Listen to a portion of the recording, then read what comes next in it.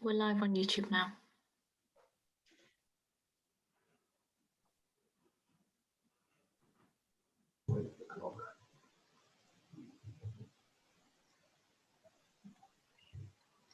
Right, good evening and welcome to tonight's meeting of the Rushcliffe Borough Council Planning Committee. Like most meetings at the moment, this is being held remotely with members and indeed visitors partaking via video from home or elsewhere. For the benefit of our guests and anyone who may be watching, my name is Councillor Richard Butler. I'm the chairman of the Planning Committee, and with me at the meeting tonight is my vice chairman, Councillor Mrs Stockwood, and also Councillors Clark, Goland, Healy, Major, Mason, Murray, Purdue-Horan, Thomas and Verdi. Council officers with us this evening are Mrs Sells, who is the Borough Solicitor, Mr Pegram, who is Service Manager for Communities, Mr Cox, who is Principal Planning Officer, and Mr Sharman, who is an Area Planning Officer. And we also have support from Laura Webb and Tracy Coote from our Member Services Department. So we will go into the start of the meeting. Now, you will have noticed from the agenda that we do have a very busy agenda tonight with a lot of items on, all of which are very important. So I would just really just remind everyone to try and keep to, when we're going into discussion and all the rest of it, keep to the points and facts and try not to get too diverted, but you understand exactly how it works. So, and also before we start the meeting, can I confirm as well that colleagues have received numerous various and late representations in connection with some of the applications. I know I've received them on email, combination of email and through the door as well, so I assume colleagues have as well. So we'll go into the first item on the agenda, which is apologies for absence and any substitute members, if any, please. No apologies. Thank you. And any declarations of interest under the Code of Conduct or under the Planning Code? Does anyone wish to declare anything?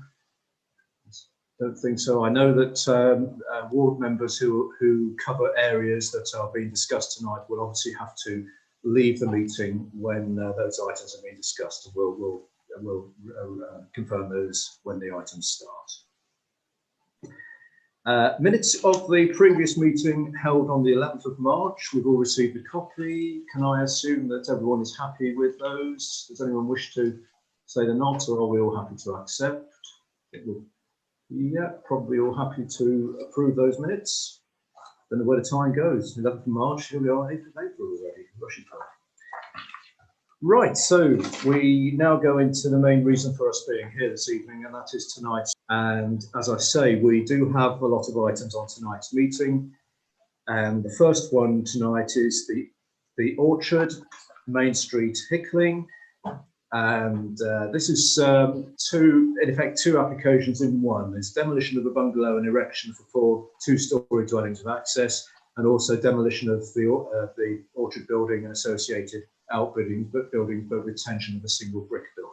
We just have to mention this, the demolition side of the application as well. And Mr. Sharman, you're going to lead us through this one, please. Thank you, Chair. Yes, now let me just try and share my screen with you all. Check that works.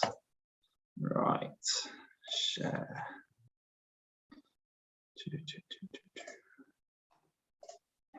Right, so hopefully you can see my screen. It's on the screen, yes. Excellent, super. Okie dokie. So, yes, thank you, Chair. As you say, we've got a report before you tonight. It is a joint report for both planning permission and relevant demolition of an unlisted building in a conservation area consent. Just for your notes, there was one late representation for this item on the agenda. That was from Historic England. They just seek to clarify that they have no comment on the application, and that the Borough Council should seek the views of their specialist conservation and archaeological officers. And as an update to members, that they are referred to the report where the comments of these advisors have been detailed and considered. So, right, there we go. Street, from which it is primarily accessed to the east here. There's also a dilapidated timber store building to the southwest of the site here, and then a more historic building that predates the dwelling itself, located to the northeast of the property, to the frontage here. As I said, access is from Main Street. There are also secondary access points from Long Lane, one for the dwelling around this point here, and also an access point for the paddock, again, around this point from Long Lane. There is some local question as to whether there is any right of access from the site to Long Lane, which is itself a private road and a public right of way. As I say, the primary access is from Main Street. So just to take you through the site photographs, this is the photo of the site frontage as viewed from Main Street. You can see an existing hedgerow to the site frontage and an existing primary access from Main Street. Here to the south of the property, you can see a neighbouring property at Burnett's, and you can also see the access to Long Lane to the side of Burnett's there. This is a photograph taken from slightly further back, stood on Harles Acres, again giving you an idea of the context of the site, the existing dormer bungalow property, Burnett's to the south, and Cromwell Field Farm over there to the north.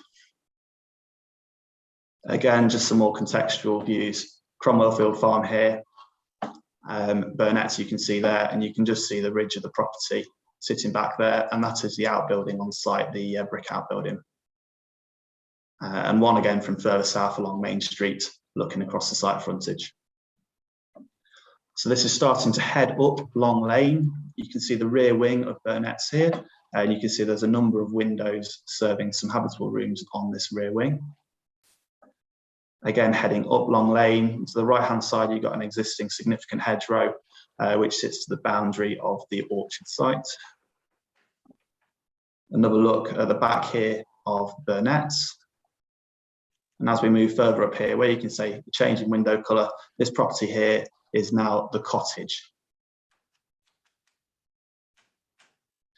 So just looking back down to the east along Long Lane, you can see the application site to your left-hand side and the cottage to your right-hand side, and Burnett's on the frontage there.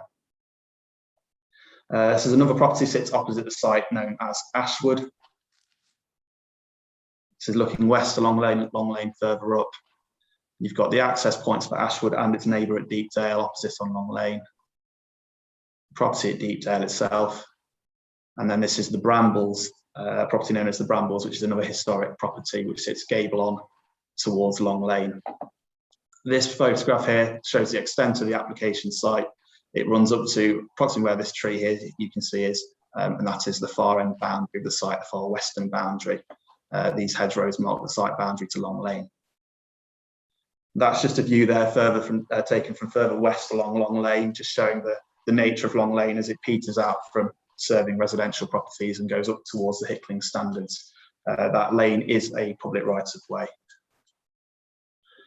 So now taken from within the site, you can see the existing dilapidated wooden store building with a tarpaulin roof.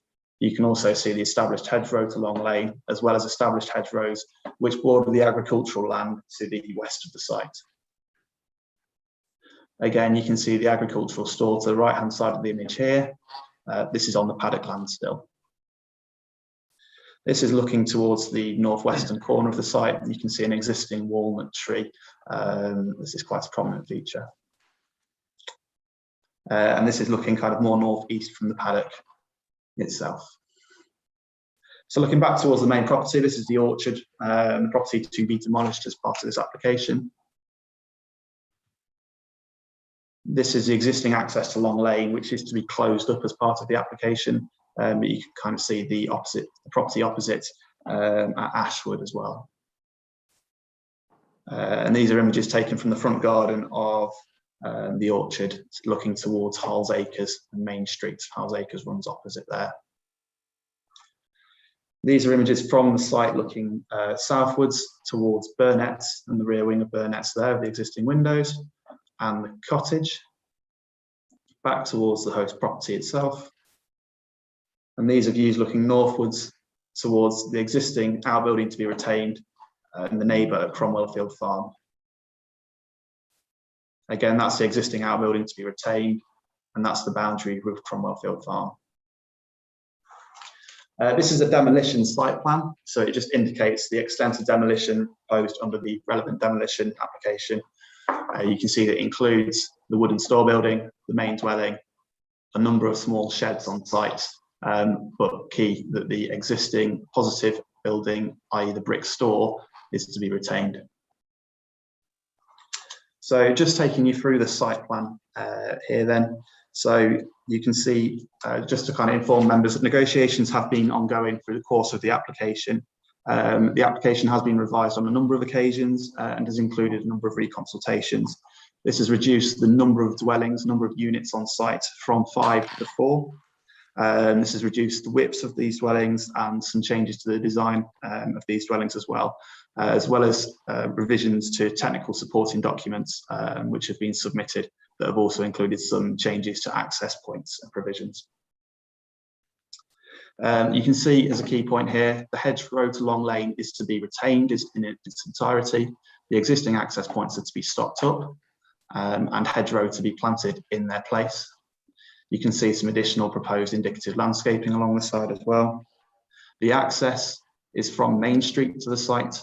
The existing access is towards this corner here, but that will be stocked up due to insufficient visibility space. A new access point is proposed towards the centre of the eastern elevation of the site, which will serve all 4 plots on the site. Parking is provided, 2 off-street parking spaces per dwelling, although plots 1 and 4 also have a detached single garage, which would be of an appropriate size for a car to park in. There's also 2 visitor parking spaces provided along the site access road. From a design perspective, the scheme has been orientated so that the properties have their principal and primary frontage elevations facing Long Lane as a historic route, and the plot 1 property has been designed in such a way as to complement Burnet's and the historic form of properties and buildings in Hickling. So these are just some of the typical elevations of the property. So you can see there's a very traditional vernacular, strong gabled form to the building, chimneys, arched headers, simple porch designs to the properties. As shown on the site plan, plots 2, 3 and 4 are accessed from the side or the rear. So as you can see, they have side porches as well, where the main access from the car parking areas are. Plots 2, 3 and 4 also have some more specific design queries relating to the first floor window layouts. So as you can see, plot 2, for example, has a bathroom window on the front elevation for one of the windows.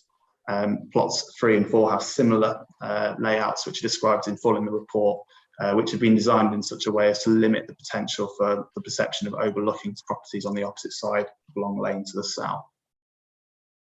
The properties themselves are 3-bedroom properties, fairly typical in scale and form, open plan downstairs with 2 or 3 double bedrooms at first floor level. And that's just a design of the proposed garages for plots 1 and 4.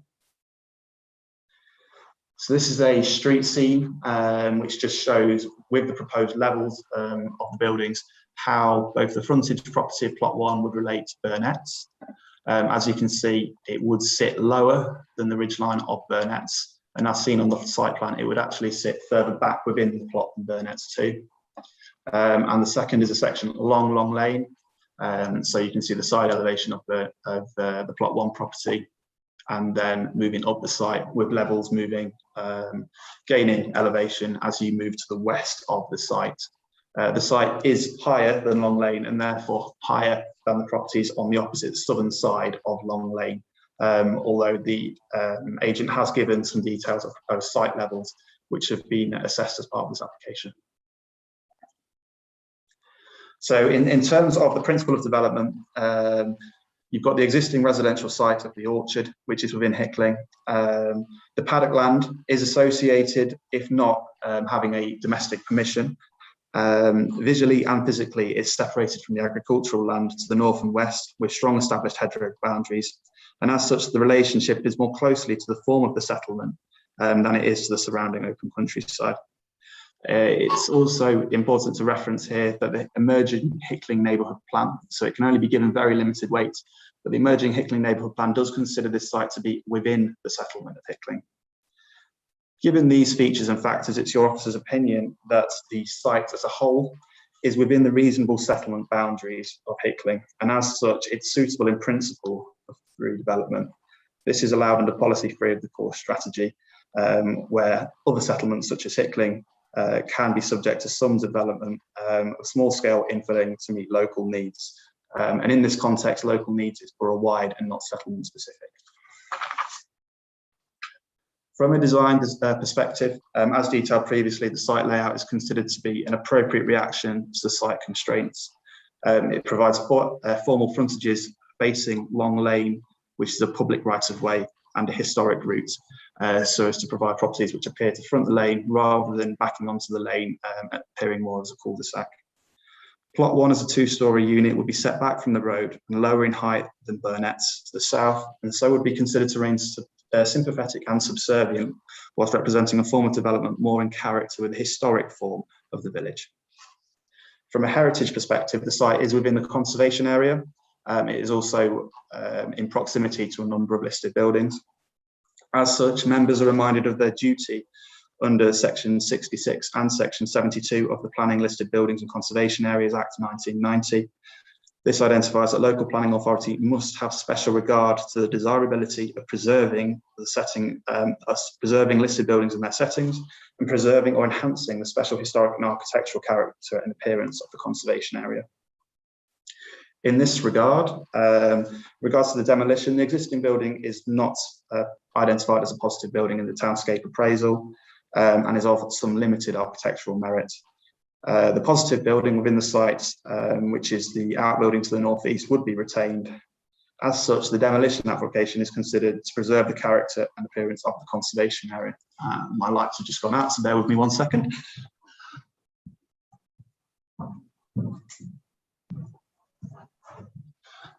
There we go. In terms of the redevelopment scheme, the site is not identified as a positive open space within the conservation area appraisal. The southern hedgerow, which is a significant hedgerow in the conservation area appraisal, is to be gapped up and managed, and does represent a significant feature. It's considered that following revisions, reducing the development density and massing to Long Lane, the conservation officer has considered that the scheme would preserve the character of the conservation area, with plot 1 also not competing with Burnett's as a positive building. As such, the scheme would be considered to achieve the desirable objectives as set out in Section 66 and 72 of the Planning Listed Buildings and Conservation Areas Act. From an amenity perspective, careful consideration has been given for the relationship between the site and the neighbours to the south along Long Lane, as well as neighbours to the north and east of the site. In terms of neighbours to the south, it must be considered that Long Lane represents a public route. It's a public right of way where public have access at all times. As such, these elevations are considered as almost frontage elevations.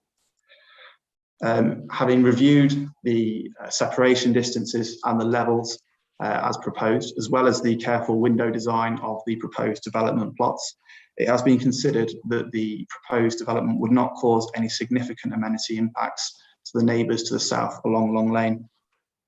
Similarly, consideration has been given regarding impact of the use of the driveway and impact from any windows on the neighbours to the north at Cromwell Field Farm, and it is not felt, given the location of the driveway and intervening features, that the use of the driveway or the proximity of dwellings would cause any significant amenity impacts to these neighbours either. In terms of future occupants, the site, each plot would be serviced by an appropriate amenity area, and careful consideration has been given to the surrounding land uses, particularly the agricultural uses to the north and west of the site. Detailed noise reports and air quality reports, as well as an agricultural assessment, have all been submitted in support of this application, and find that the proposed dwellings would not be subject to undue noise and disturbance or undue air pollution as a result of the existing development and the existing agricultural uses. From an ecology perspective, preliminary preliminary assessments, bat roost assessments, and the biodiversity net gain assessment have all been submitted in support of the application, and it has been considered that the application would not impact upon the conservation status of any protected species, and can provide for a net gain for biodiversity on site, subject to conditions. From a landscape perspective, the scheme proposes a careful hedge management scheme of the existing hedgerow to the southern boundaries to ensure that it can be reduced in height to its western section, where it's currently 5 to 6 metres in height. This would be for amenity benefits for the future occupants, as well as management benefits for the hedgerow itself. The landscape officer has not objected to the loss of the trees within the site, including the old orchard trees to the site frontages, and has identified that the retained trees to the boundaries and hedge would be positive and are welcomed and can be retained within the scheme. The indicative landscape strategy is considered as a positive feature, and a condition regarding a full landscaping scheme would be deemed appropriate. The comments of local people with regards to flood risk and drainage are duly noted. The site is, however, within flood zone 1 with regards to the Environment Agency, and there are not identified to be any site surface water risks on the application site itself. The evidence submitted by neighbours and local members of the public is noted with regards to flood issues across Main Street and in the surrounding area, and as such, the development has been submitted with support of a drainage assessment. This has found that the site can provide a betterment for the on-site drainage. So it would improve the existing drainage strategy for the site.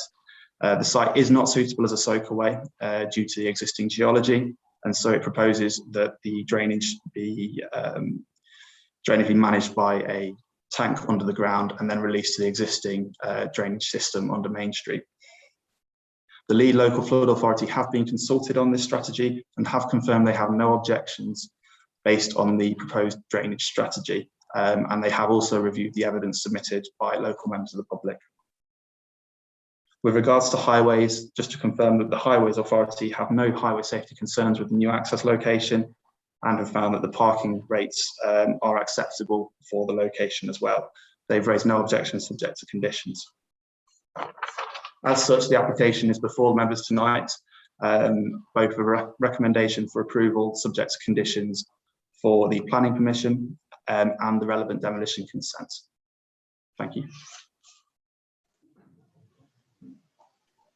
Right, thank you, Mr. Chairman. I think if you perhaps stop sharing your screen now for the time being, because we have 3 speakers on this item. Under our way of working, we have public speakers are invited to speak on applications. And the first guest tonight is Mr. Webster, who is the applicant. If Mr. Webster is with us. I'm here, yes. Yeah.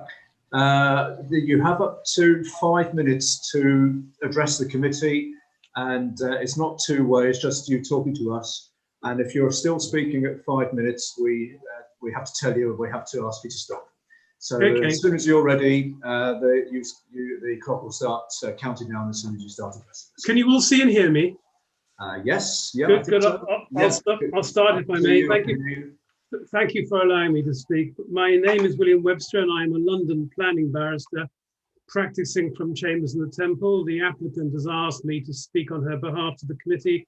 I will try and be no more than 5 minutes. I've prepared a speaking note from which I will read.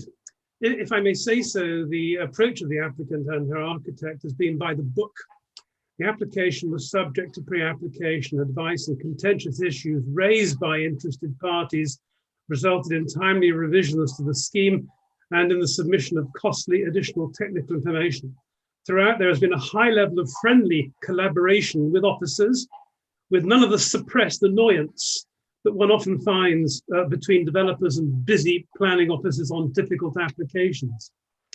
I asked members to accept the recommendation of the case officer and to allow the application. It is accompanied by ample conditioning to which no exception is taken. The report runs to 50 pages. It cannot be that often that an application involving small-scale infilling within the existing built fabric of the village would necessitate so lengthy a report. In my view, it points to the care with which the case officer has gone about his task in light of the known disquiet which exists in the village about the proposal.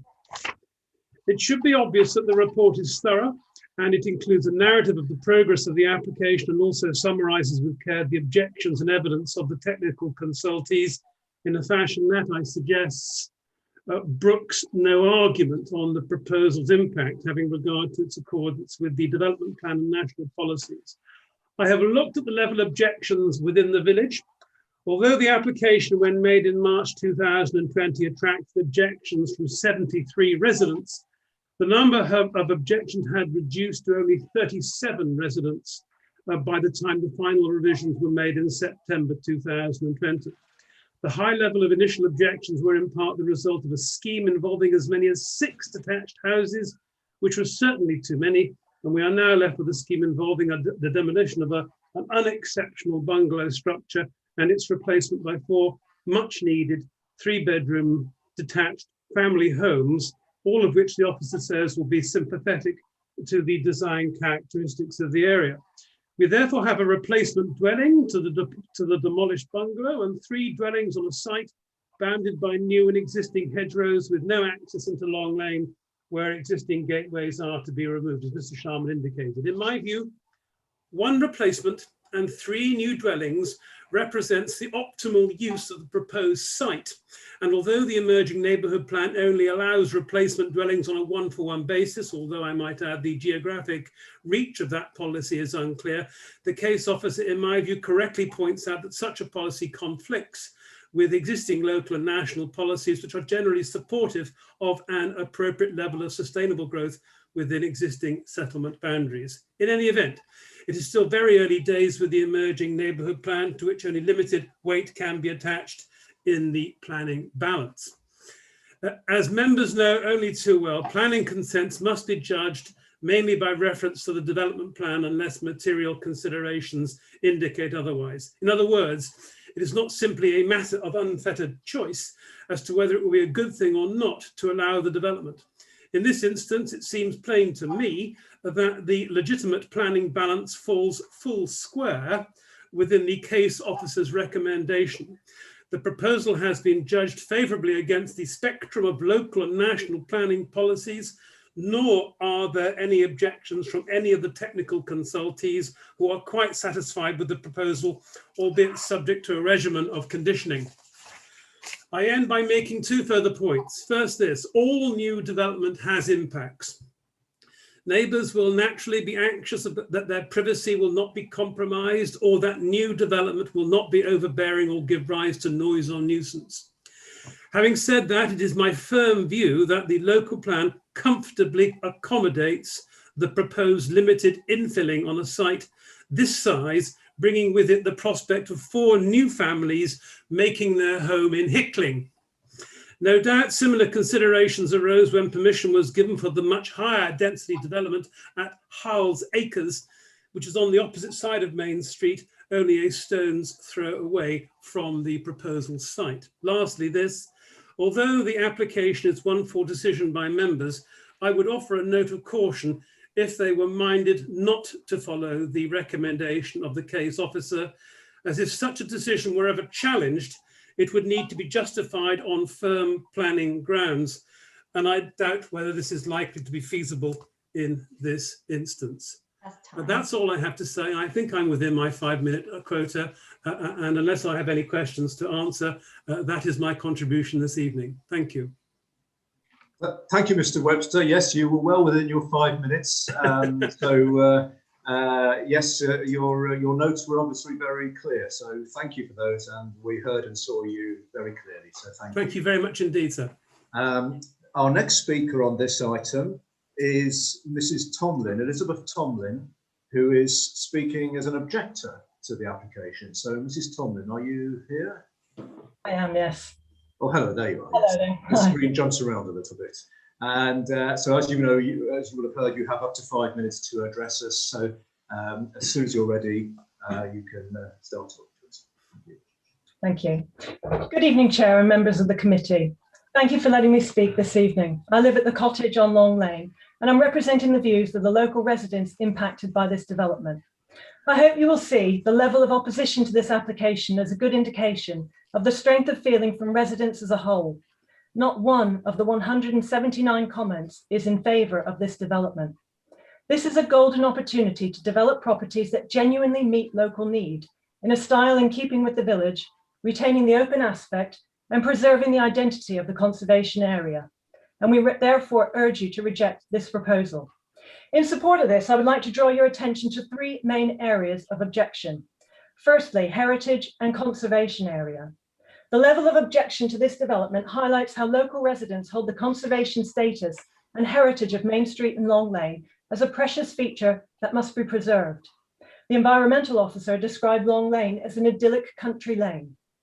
Imposing a dense urban-style development onto Long Lane and the rural footpath route up to the standard would have a significant impact on the conservation area in a way that cannot be reversed. The townscape appraisal map identifies Long Lane as having positive views and positive buildings which should be protected. To entirely close in the north side of Long Lane with buildings close to the edge of the lane changes this character entirely, creating an unwelcome tunnel effect for residents and for those who enjoy this beautiful public right-of-way. We urge the committee to recognise that the harm outweighs the limited benefit. Secondly, design. The cottage-style design is very concerning as an attempt to mimic the established period properties with modern building materials will only highlight the contrast between the new build suburban-style housing and the charm and unique feel of the existing properties that have evolved along Long Lane over the past 2 centuries.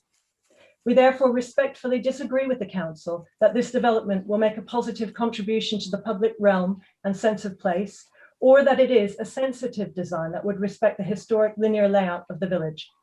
The scheme has gone through 3 revisions, none of which have addressed the fundamental concern of poor site layout and orientation.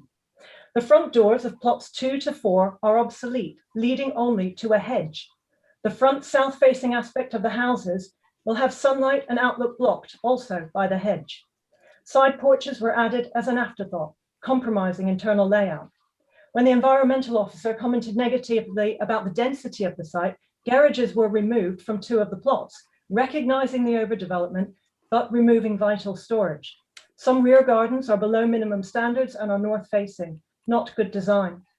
Future residents will undoubtedly want to improve the negative features of this layout by adding garages, using the front garden as the primary garden to get some sun, reducing the hedge height and making openings in the hedge to mitigate the bizarre situation of the front entrance.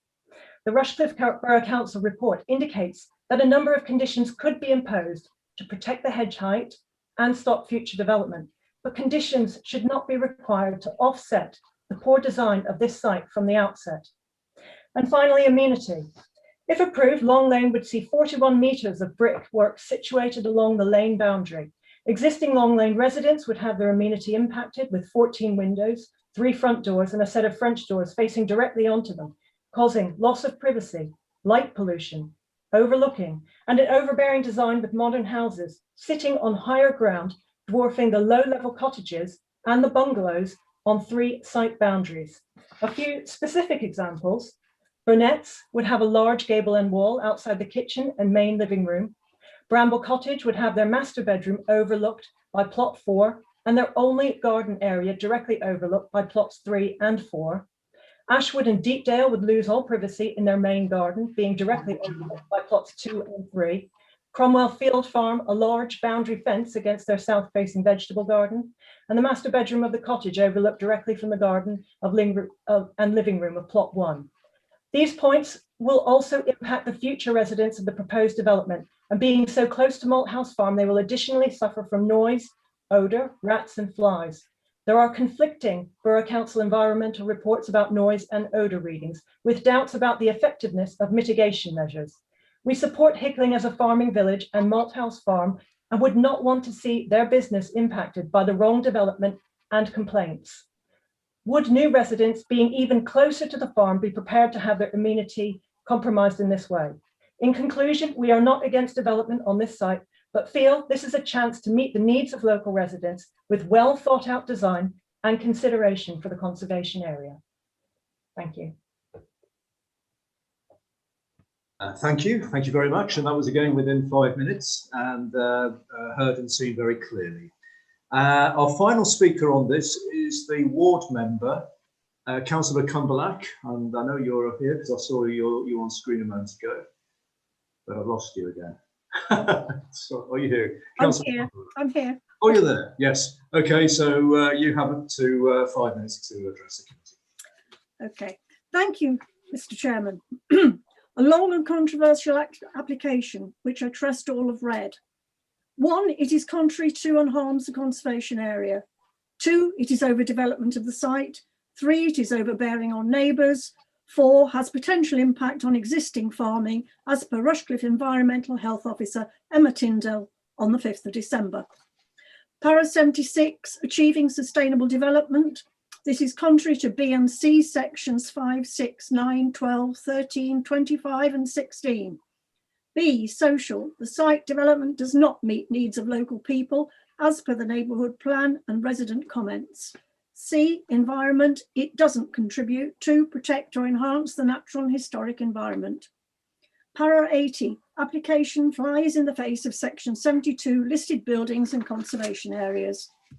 Para 92, if limited weight is being given to the neighbourhood plan, it is interesting the boundary to development the neighbourhood plan outlines is found significant, as currently rear of the site is open countryside with no application for change of use. This has to be questionable. Para 95, policy H13 of the neighbourhood plan refers to replacement dwellings on 1-for-1 basis for development within the settlement, should be considered and given weight. Para 98, 99, very selective. Development doesn't demonstrate proportional housing mix, only some mix. Para 103 and 105, to build a pastiche of historic properties in the area at plot 1 is contrary to the Rushcliffe Design Guide and NPPF, giving no consideration to existing openness of the site, low roof line and current bungalows setback position. It does not consider impact on the neighbouring bungalow, view along Long Lane, an overbearing aspect from the Burnetts. This cannot therefore be considered a positive feature, contrary to policy 10 and conservation area appraisal. For positive comments, see para 107 and 115, stating Long Lane has a mixed semi-rural character and currently provides a more open and green character from the existing property arrangement. The implication, therefore, being that the character will be harmed by this development. Para 109 implies change and rebuild of the semi-rural character rather than preservation of the existing, again, harming the conservation area. Para 110 acknowledges the raised level of the site above Long Lane, the new 2-storey properties being taller than the cottages and bungalows on the south side of the track. This can only lead to overdominance and be overbearing for the said cottages and bungalows and an urbanising view from Main Street. Para 117, removal of garages opens up the site, but removes vehicle accommodation, suggesting the site is overdeveloped. Para 126 reports reduced amenity space for plots 2 and 3, not in accord with the Rushcliffe Design Guide. Why are we allowing this? It is overdevelopment. Para 120, 165, realignment of front hedge. It will alter the street scene and be out of kilter with neighbouring properties. I refer you to the conservation area appraisal stating boundary treatments define Hickling's character. It is therefore again harmful to the conservation area. Para 145 and 157 acknowledges possibility for overlooking. South-facing bifold windows will create unacceptable light pollution, affecting amenity of facing properties across the track. This is dark, sylvan area of the village with much nocturnal wildlife. It impacts the conservation area. Para 151, plot 1, taller than the rear of Burnett's and 9.8 metres from the living rooms, a 3-car distance. This has to be overbearing. Para 190, officer's conclusion. In the light of my comments, I completely disagree with A, B, C, F and G. I therefore now urge members to reject this application on the grounds of harm to the conservation area, overdevelopment of the site, overbearing to neighbours, potential impact on farming as per the Rushcliffe Environmental Health Report, and allow it to be reconsidered and redesigned. In the sad event it is approved, I would ask for conditions. 1, materials, windows, bricks, tiles, lighting and doors be secured by RBC approval in accord with Hickling Neighbourhood Design Guide, referred to at para 102. 2, removal of all permitted development rights, para 121, plus all extensions, ancillary buildings, structures and window treatments.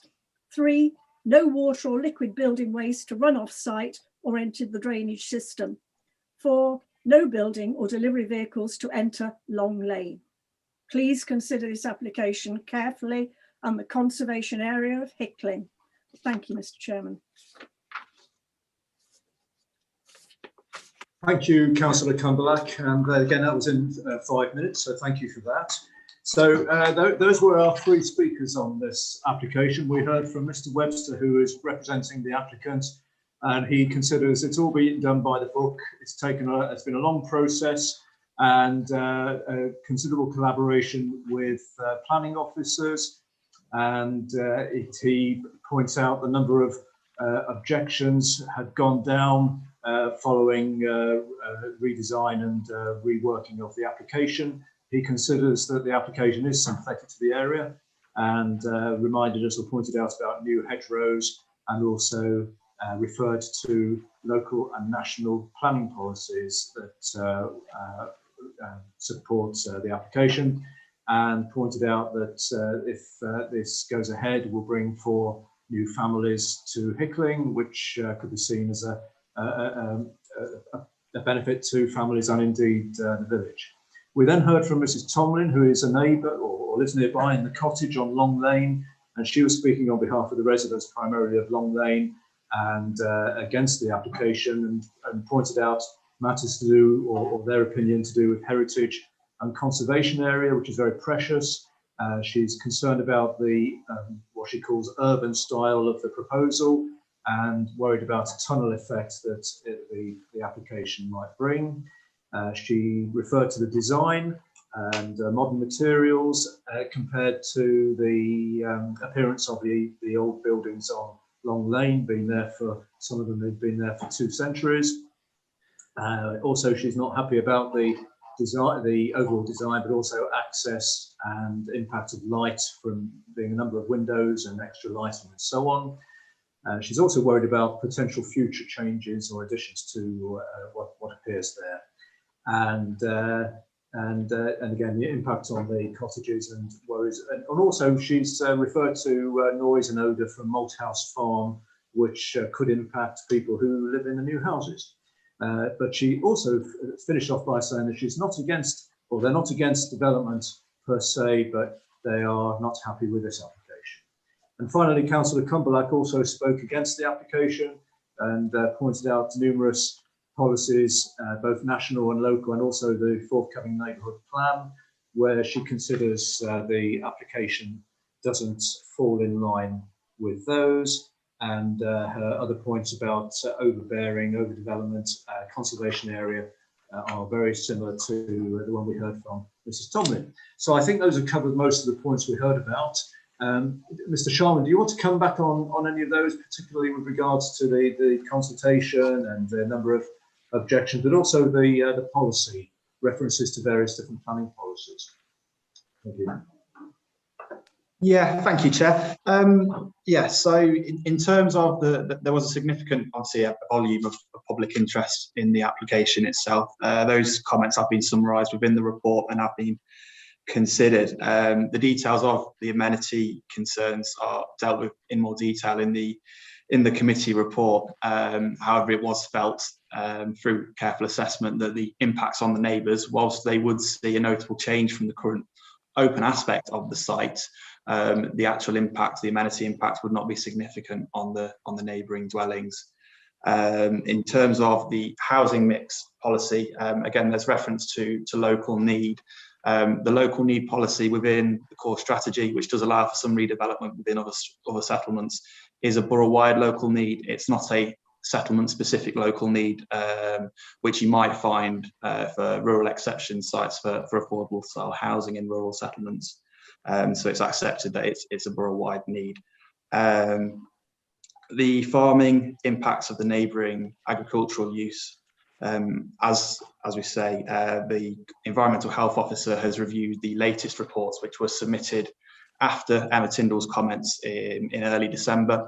the latest version of the report satisfied the concerns of the consultee at that point, and the environmental health officer did comment in early January that they were satisfied with the results of the latest reports, and there wouldn't be any significant impact from the farming activities on the development, and therefore any impact from the development on the operational viability of the farming industry to the northwest of the site. Items such as materials could be adequately controlled by planning conditions, so details of all materials to be used on site could be secured and reviewed. So there would be more detail at that stage than just matching red brick, etc. And the conservation area issues that were raised, as discussed, the site has gone through a number of revisions. There were initially concerns about the scheme, particularly in relation to the number of plots and the massing of development along Long Lane, and the urbanising impact it may have on Long Lane and its semi-rural character.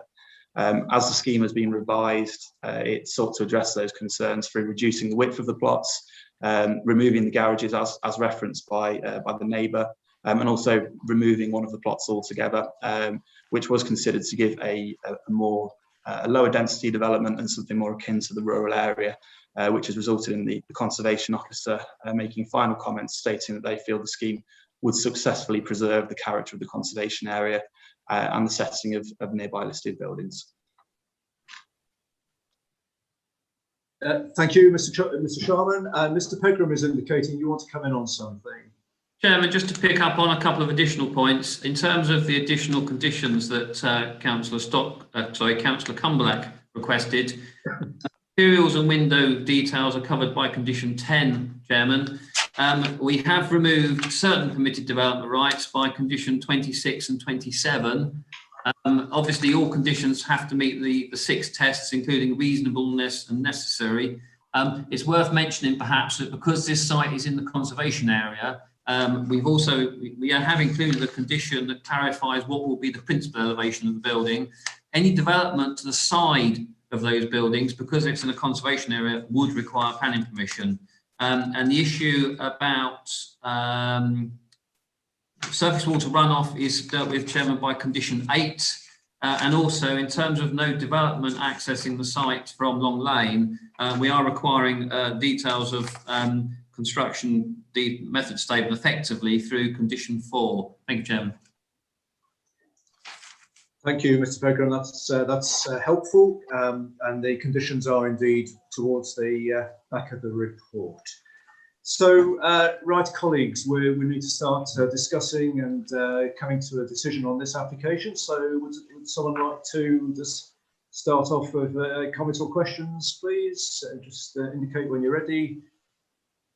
Or we can go straight to, well, that'll be a bit radical, but Councillor Clark. Thank you, Chairman. And then Councillor Mason. Sorry, Councillor Clark, then Councillor Mason, then Councillor Thomas. Sorry, yeah, thank you, Chairman. Yeah, and as has already been highlighted, the length of the report does indicate how complicated this application is, and indeed the number of conditions, 9 pages of conditions, does also demonstrate to me concern of officers. The fact that you should have to have 9 pages of conditions on such a small application does really demonstrate that paragraph 32 was demonstrating officers' concerns, and so it continues. I have no problem with the actual principle of redevelopment of this site, and as far as I'm aware, I don't know for sure, but most locals accept that there should be some development of this site. But that doesn't mean that any development of site is acceptable, even if it has been reduced in number, because as has already been highlighted, this is very much a conservation area, and there are some very old historic buildings. Just because they might not all be listed doesn't mean they're not important historical buildings, and they need to be protected, and the amenities of the neighbours need to be protected. Mr. Sharman actually said that he referred to the back of the nets being on Long Lane, which just isn't correct, because the front door of the Burnetts, the cottage, actually fronts onto Long Lane. So that is the front. My real concerns are the impact that these proposed dwellings will have on the neighbouring properties. And my principal concern is the two-storey house that will replace the bungalow on the frontage of Main Street. And the two-storey house that is proposed, to me, is not in keeping with the character of that section of Main Street. It will have a very overbearing effect on the Burnetts. That Long Lane has already been demonstrated as a very narrow single track lane.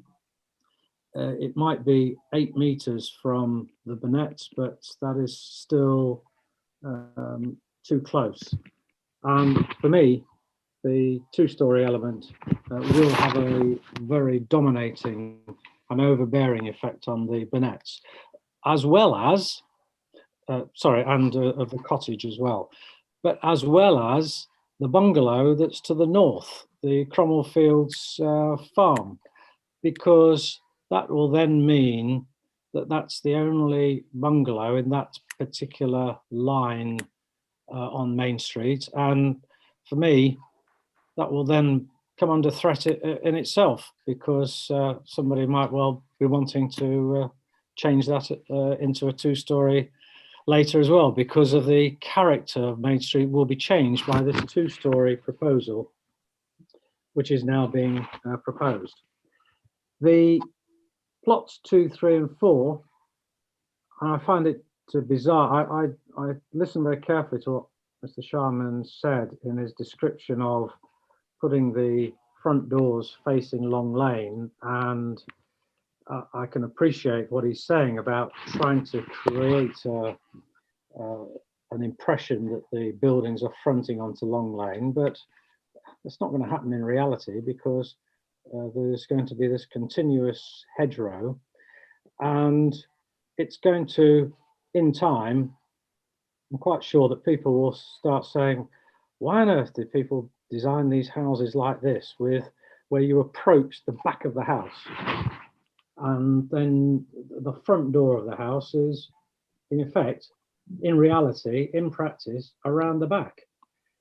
It just doesn't make sense to me, because it then means that these rear gardens are actually substandard, according to our guidance.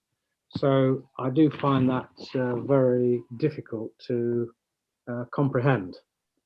I'm feverishly, I keep trying to look through my notes, Mr. Chairman, so I've got so many.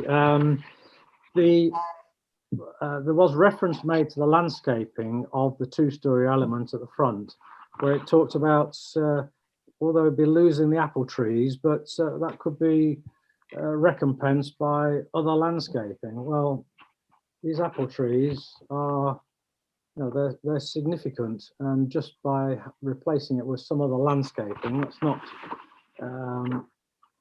in keeping with the conservation area. I find this development is going to be very detrimental to the conservation area, because plots 2, 3 and 4, they're large houses. They will be having a dominating and overbearing effect on Long Lane and on the houses opposite, because they were described as cottage style. They're anything but cottage style. To me, cottage style, it would have dormer windows in the roof space, and therefore a lower roof, at the very least a much lower roof line than they have at the moment. So they are large detached houses that have a dominating effect, and the removal of the garages does demonstrate the fact that there is a concern about overcrowding of the site. I noticed that the issue of flooding has been dismissed is not the right word, but there doesn't seem to be a recognition of the flooding issues, because Long Lane has flooded in heavy rainfall that does carry a lot of water, and Main Street has flooded in that area, the opposite Harles Acres, quite significantly. And to me, the presence of this developed site will therefore create additional water runoff, which will only add to the flooding. I think that I'd also refer to the Highways officers' comments that were made, because if you notice, although they said that the parking spaces complied with the number per dwelling, they then did say that the parking provision for visitors was recommended to be greater, that they believed that it was substandard visitor parking, and that should be greater. And so that demonstrates again how the site is being packed in and tried to be overdeveloped with not providing enough parking spaces for visitors. So I think this could be far better designed, Mr. Chairman. I think it's the wrong design in this particular location, and I think they should basically try again. So while I've got the floor, I will actually propose that we refuse. Sorry, there's just one other thing I wanted to mention. The hedgerow that lines Long Lane, and it does refer in the report to the southern boundary hedgerow alongside Long Lane shall be managed and maintained at a height of not less than 1.8 meters. Who's going to manage this, Mr. Chairman? Who's going to ensure that that is maintained? And who and how, although it is conditioned, I accept that, but in 10, 20, 30 years time, with front doors fronting onto Long Lane, human nature comes into play, Mr. Chairman. We're not talking about designing and building houses that people are going to enjoy in the next 1 or 2 years. We're talking about for many decades. And how on earth are we going to stop people say, oh, all right, it's time I cut a hole in that hedge and let's have a path and a gate and let's have a proper access onto Long Lane. And I would almost like to lay a bet, Mr. Chairman, that that will happen sometime in the future, despite conditions being present at the moment. But how do you enforce these things? So I would like to propose that we refuse this proposal, Mr. Chairman, on the grounds that I've written all this down, Mr. Pegram, but I know that if you sort of make the bulleted points, but I can give you a longer version. The proposal would not be in accordance with policy 3/126 of the local plan part 2, and would therefore have significant adverse effects on the amenity of nearby residents. For example, the loss of privacy and overshadowing, and therefore detrimental to the heritage of the conservation area. 2, the 2-storey design of plot 1 is unacceptable, resulting in an overbearing and over-dominating effect on neighbouring properties, principally the Bennetts and the cottage and Cromwell Fields Farm, given close proximity to Long Lane. In my view, anything more than a bungalow would be overbearing. It should be a bungalow on that side, on that plot 1. Number 3, the design and layout of plots 2, 3 and 4 is unacceptable given the orientation of the houses, in inverted commas, fronting onto Long Lane, giving rise to the main access being to the rear of the properties, and potential future access onto Long Lane may occur given that the front doors face onto Long Lane. Number 4, unacceptable full 2-storey and large-scale design of plots 2, 3 and 4, creating a dominating effect and overbearing of the existing Long Lane properties. Number 5, well, I've crossed out, I was going to talk about flooding, but I'm not sure of my ground on that one because the flooding officers don't say there's a problem. So number 5, substandard rear garden provision leading to overcrowding of the site with inadequate parking provision as recommended by the county highways officer. And 6, detrimental and incongruous impact on the street scenes of Main Street and Long Lane, both being located within the conservation area. I think that's probably enough for you to be going on with, Mr. Chairman. So I'll leave that one with you. Yes, thank you. Well, you certainly have given a lot of points there. Now, I'm conscious we have other speakers to speak who I'll bring in a moment. I suppose I should ask, you moved this recommendation to refuse. Have you got a seconder at this stage? Right, well, now I've seen a couple of hands go up. I saw Councillor Mason's hand go up, and Councillor Mason was the next person on the list to speak. So Councillor Mason, would you like to speak to us, to the committee now? But I also saw Councillor Goland as well had her hand up. But Councillor Mason, if you'd like to. Yes, okay, thank you. Well, I've been picked at the post a little bit by Councillor Clark, because a lot of what I was going to say was what he said. Actually, could I have a look at the photograph of the front of it standing, because the road opposite, it's like a dog leg bit, but opposite the entrance to Long Lane, opposite to that, looking down and partially onto the site that we're looking at. So from the... It was in the beginning, I think it was about the 3rd or 4th. Yes, that one, because you can also see, yeah, the height of the house at the front, which was Burnett's, but you can also see, and they are cottages. They're not like houses are now. We make them much taller. Could you just indicate where on that site the house would be that faces the road, and where the roof line would be? Because I was a bit unclear. I did go and have a look at the site, and I was a bit unclear at how much higher it would be than those cottages, with the height of the plot and the height of the of Long Lane. Is there any way of indicating on that? It might be better, rather than guesstimating on a photograph, if Mr. Sharman showed the street scene plan.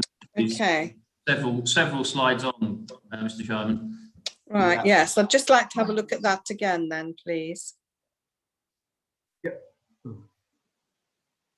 That one. That one. Right, I have to put my glasses on for this. So, okay, it is of a similar height, I have to say, but that is to the Burnetts, but to the cottages which are only just behind that, and which are nearly opposite that house on the other side of the road. How do they fit into that?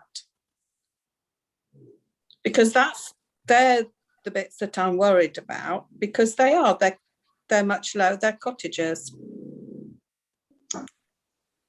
I'm not sure if we had a plan of the height of the plot 1 compared to the cottages. I could see we've got the elevation from Long Lane side, but what's that? We haven't got any sections that go across the site from plot 2 to Ashwood, for example. So we've got the proposed floor levels of the plots of the individual properties as proposed. And we've also got the topographic survey, which shows the existing levels of the site and Long Lane. Mr. Chairman, So can I just give you a quick point of information, please, Mr. Chairman? Yes, okay. Just literally relating to what Councillor Mason was saying, is that's the front of Burnett's, but the rear of Burnett's is a lower level, and is the lower level of the building behind that is still Burnett's, where the front door is, before you then get to the cottage, which is a little further up the lane. Well, attached to it, further up the lane. Thank you for that clarification, Councillor Clark. But that is what I was saying, not just the frontage bit, but as you walk down on the left-hand side, the back of Burnett's is considerably lower. Well, we had a photograph, didn't we, showing where Burnett's joins the cottage with different window styles. Yes, but it doesn't show, we can't see how much higher and how overbearing exactly that would be. And I would have thought that would have been one of the main things that would, because they are lower, I believe, than that front house. So that house that's on the front, number one, will impinge on those lower houses behind Burnett's, I believe. Also, the other thing was I was concerned over the height of the hedge, which it will be, I believe, a height of 1.8 metres. Is that correct? Yes, I think it.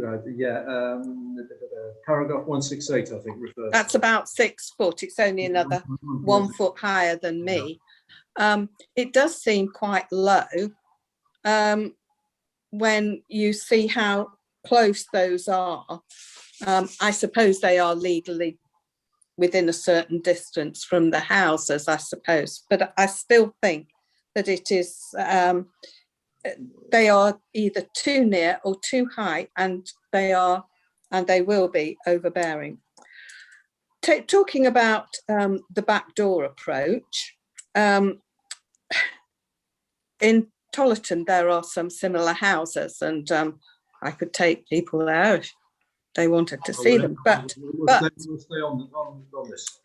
But I think we've got enough with this. But it is a very strange way of approaching a house, and so the other side doesn't get used or look in, so I don't see how they can call it a front door is round the back. It won't be used as such.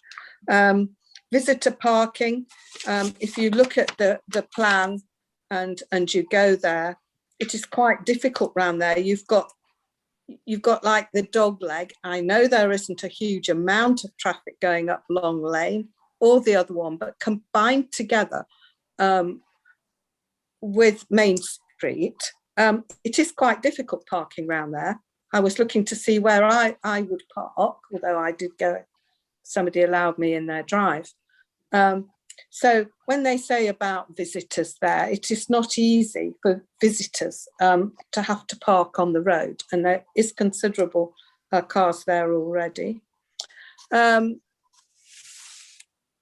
trying to think of... The applicant would say that there is parking for visitors within the site area, wouldn't they? Right, okay. There's parking for the houses, but also there's a section on the plan that said visitor park. Yes, there's two spaces. How many houses? 4. And I can imagine that those spaces there will be used by 2 people in each house. So they're probably not just for visitors. Opinion? Yeah. Okay, so that is my opinion. The other things is I agree with Councillor Clark. I think it is just too much, and I don't think they're particularly in keeping. I was there as well, and I saw how near the cows in the farm next door are, a considerable number of them. they go in to milk themselves, I believe, and it can be considerably noisy, having lived very near a farm many years ago.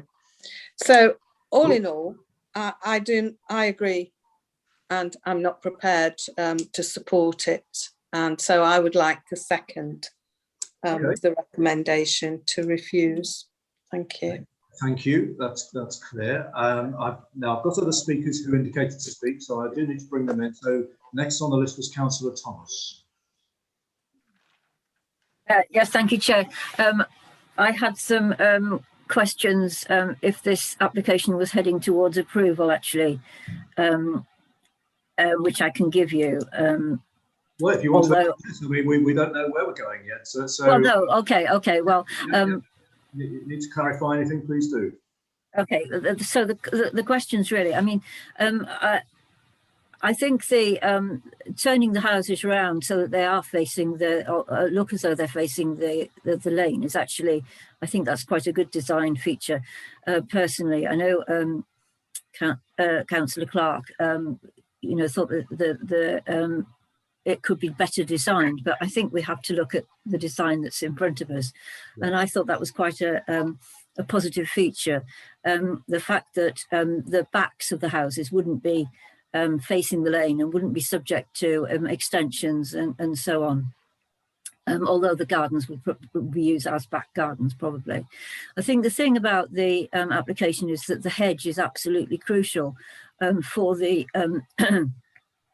amenity of both the existing residents and the new residents, and also for the enjoyment of the lane and the character of the lane.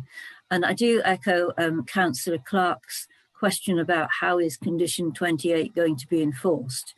And I was wondering if there was something like a kind of hedge protection order. Could the hedge be protected in the same way as trees are protected, or is there any other mechanism that could be used to protect the hedge? So that was one question, really. The other thing about the hedge is, when is it to be stopped up? It does say it's to be stopped up, but I think it's important that it's stopped up early and before the construction starts, in my view.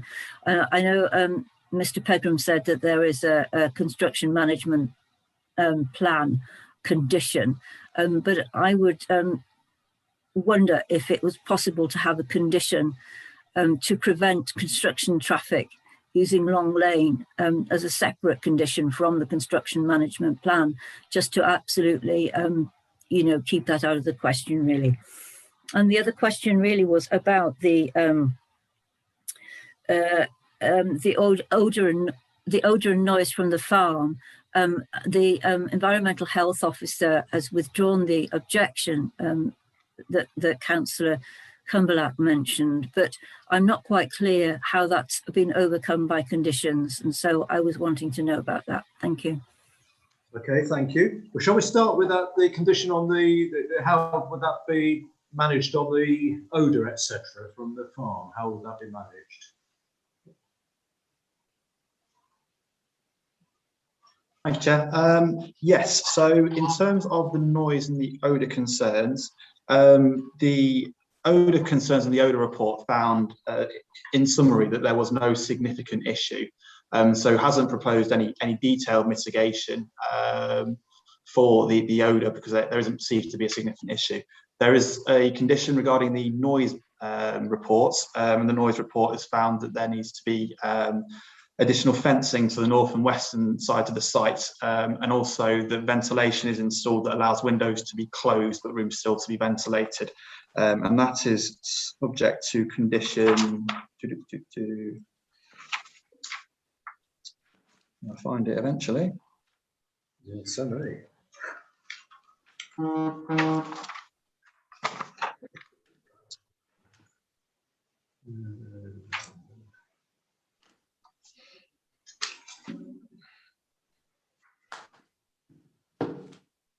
The acoustic mitigation measures of condition 20.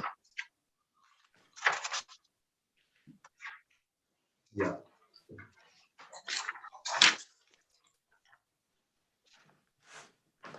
So that is the noise and odour, how that is being managed. That is a condition already then?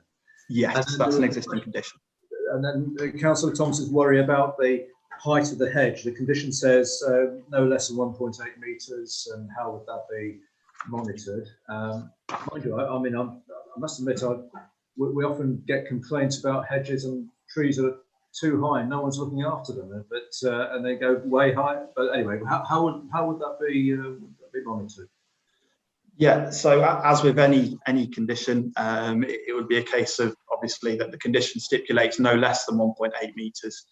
So if concerns were raised that it was being managed at a height of less than that, then we would investigate for any breach of condition, and if necessary, we could take relevant action to mitigate that and obviously rectify the situation. So as with any other condition, we would have the usual means to manage and mitigate that situation. Okay, does that help, Councillor Thomas? It wasn't just the height of the hedge. It was if the new residents decide to make a hole in the hedge to put their camper van in, or to get access onto the lane. And it's just generally the whole protection of that hedge, which is so important to this application. Yeah, Mr. Sharman.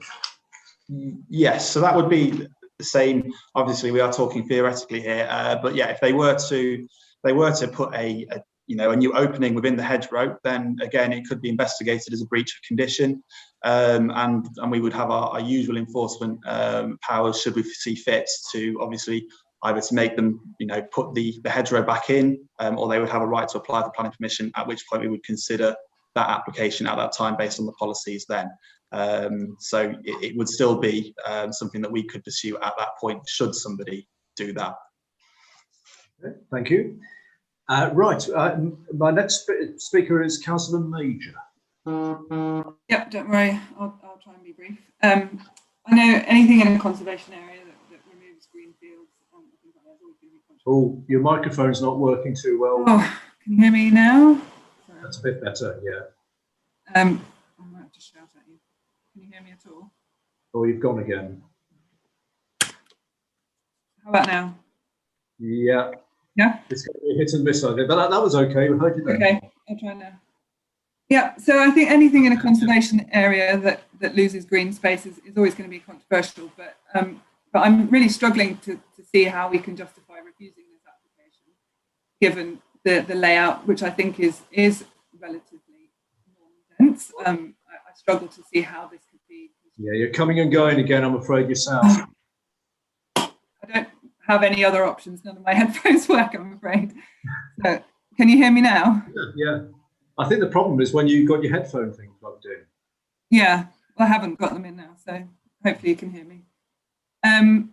Yeah, I don't think it is overdevelopment personally. I would agree with Councillor Thomas that the hedgerow is critical in terms of shielding. And I think that it is in both sides' interest to maintain that to a certain level to protect the privacy of both the new inhabitants and the existing residents on the other side. I'm struggling to see how you could argue it would be overbearing given distances between the plots and the fact that there is a at least 1.8 metre hedge in between them.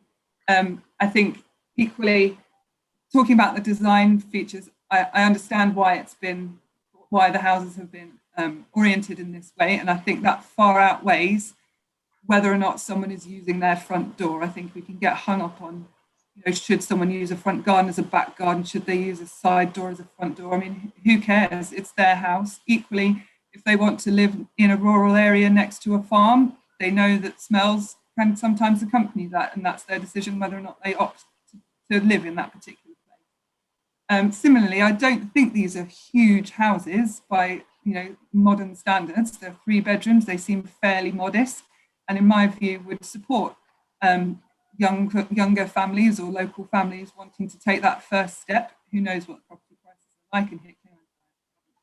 That, but I'd like to think that they would be achievable for people further down the property ladder. And I think it has been sensitively designed. There are a lot of positive features with permeable surfaces, etc. Garden sizes might not be huge, but they're certainly within our parameters as a council. So yeah, I think this has obviously been through a huge amount of consultation. I think it has been done as well as it could be. No one likes to lose green spaces in this kind of area, but I think this is a sensitive and well considered development of this particular project. I won't be supporting. Right, I think we just about heard you then. It was cutting out again a bit, but I think we got your, well, I heard, I'm sure colleagues heard you as well. Councillor Verdi, please. Thank you, Mr. Chairman. I'll be very brief. We've had lots of very valid comments already, but we have an application before us here, which clearly has already been reconsidered and in consultation resubmitted on more than one occasion, and there has been a lot of dialogue with our planning officers, and there has been suggestions this evening that perhaps the developers want to go away and have a rethink again.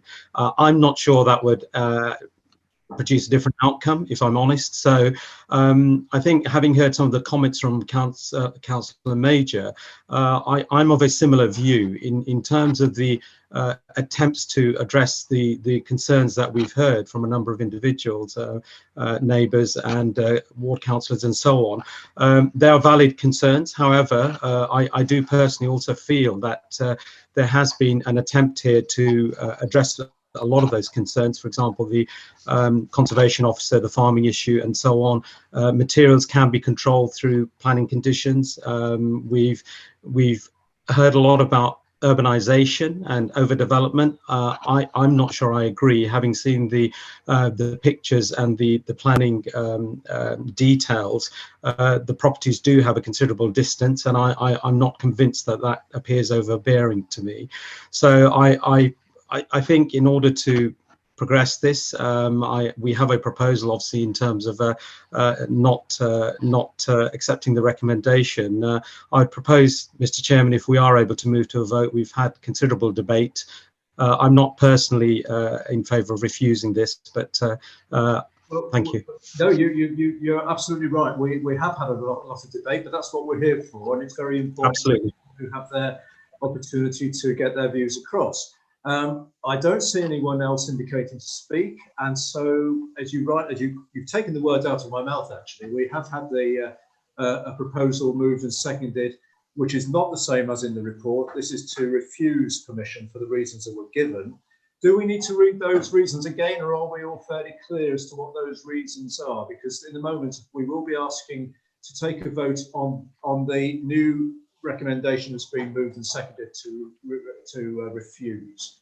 So are we okay, Councillor Clark? Thank you, Chairman.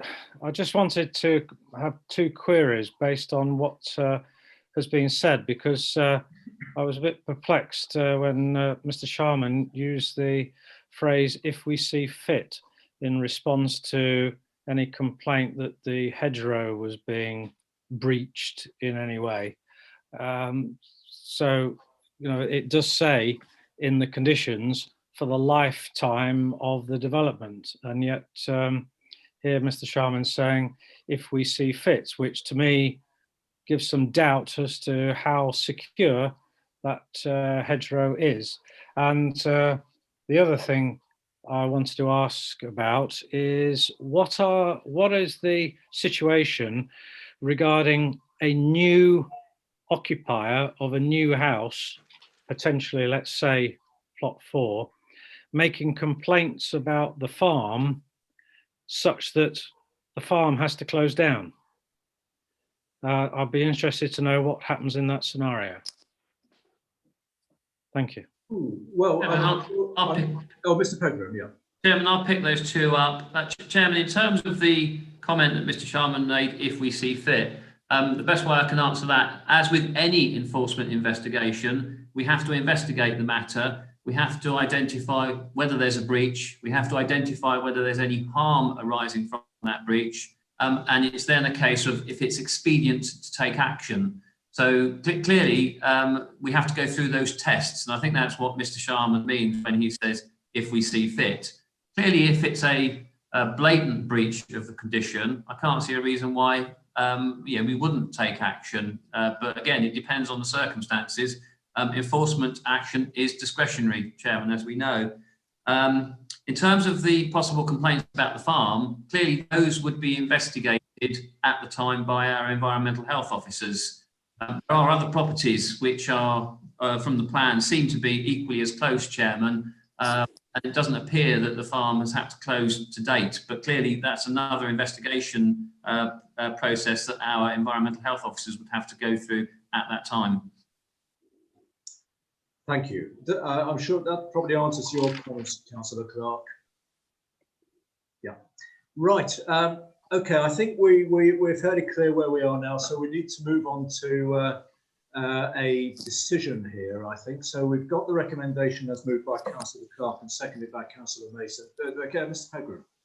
Sorry, Chairman. Can I just remind you there are two recommendations on this report. One is for the planning application and one is for the demolition. So I guess we would just like clarity from the mover and seconder as to which application we are actually looking to refuse here, please. Yeah, well, yes, I can understand it. Yeah, that's fair enough to ask the question. I think it's probably pretty obvious.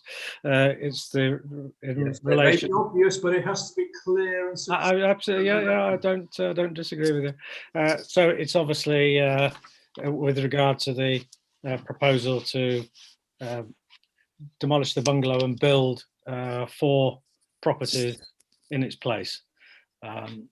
So, to be honest, the second recommendation, I'm not sure whether that would even proceed if the refusal of the first was successful. I suppose in theory it could.